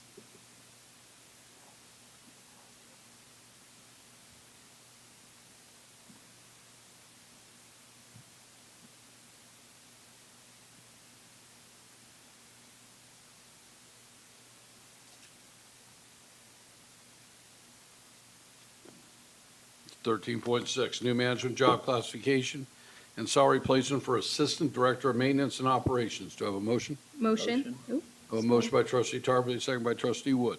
Student trustee? Yes.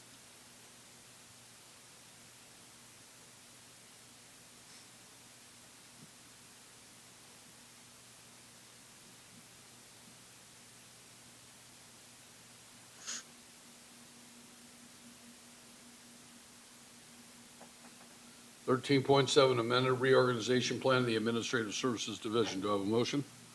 Motion. Oh, I'll Motion second. by trustee Tarpley, second by trustee Pinkerton. Student trustee? Yes.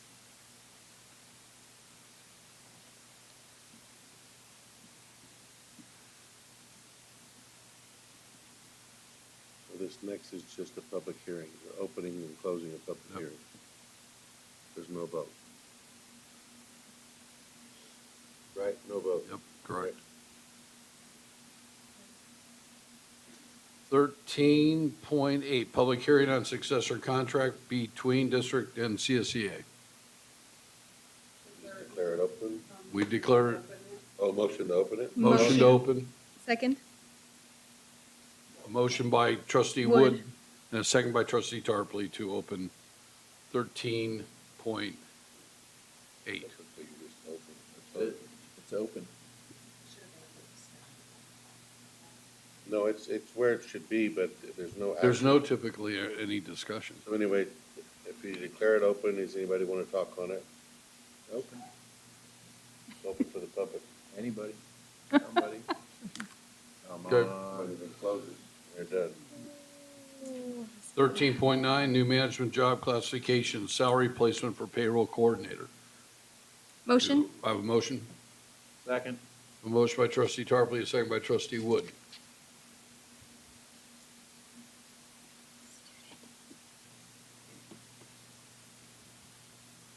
Student. Oh, student trustee. Yes. Hello.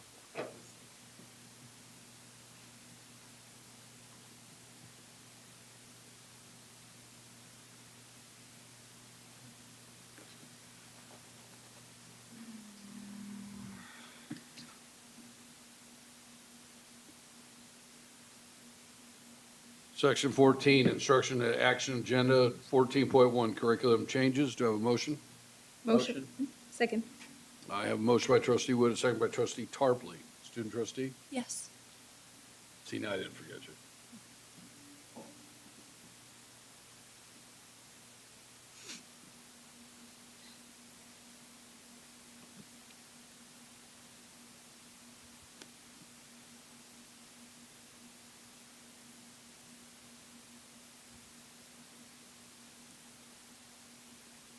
All right. 14.2, employer engagement manager, sub-agreement for the 2024-2025 renewal. Do I have a motion? Motion. Second? I have a motion by trustee Wood and a second by trustee Tarpley. Student trustee? Yes.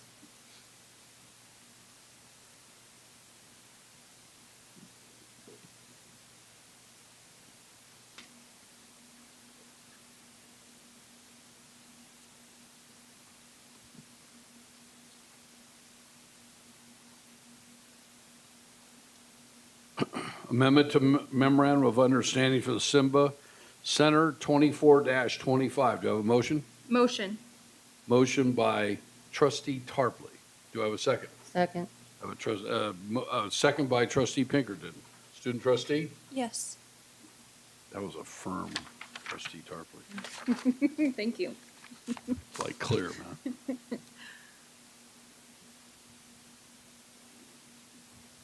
Oh, it's me, sorry.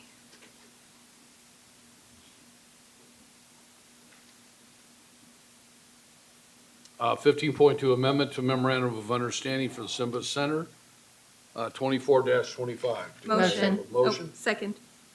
I have a motion by trustee Pinkerton and a second by trustee Tarpley. Student trustee? Yes. Definitely.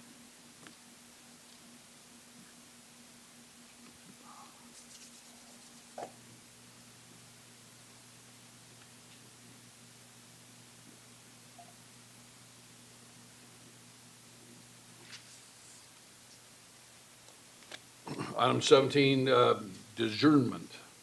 It is, that's what it says, adjournment, should be adjournment. It is the intention of Victor Valley Community College District to comply with the American with Disabilities Act in all respects. Any person with a disability may request that the agenda be made available in the appropriate alternative format. A request for a disability-related modification or accommodation may be made by a person with a disability who requires a modification or accommodation in order to participate in the public meeting to Monica Martinez, Victor Valley College, 18422 Bear Valley Road, Victorville, California, 92395-5849, or by calling 760-245-4271, extension 2455 from 8:30 a.m. to 5 o'clock p.m., Monday through Friday, at least 48 hours prior to the meeting to make reasonable arrangements under Government Code Section 54954.2. Do I have a motion to adjourn? Motion. Do I have a second? Second. Motion by trustee Wood, second by trustee Pinkerton to adjourn. Thanks, everybody. God bless you and be safe.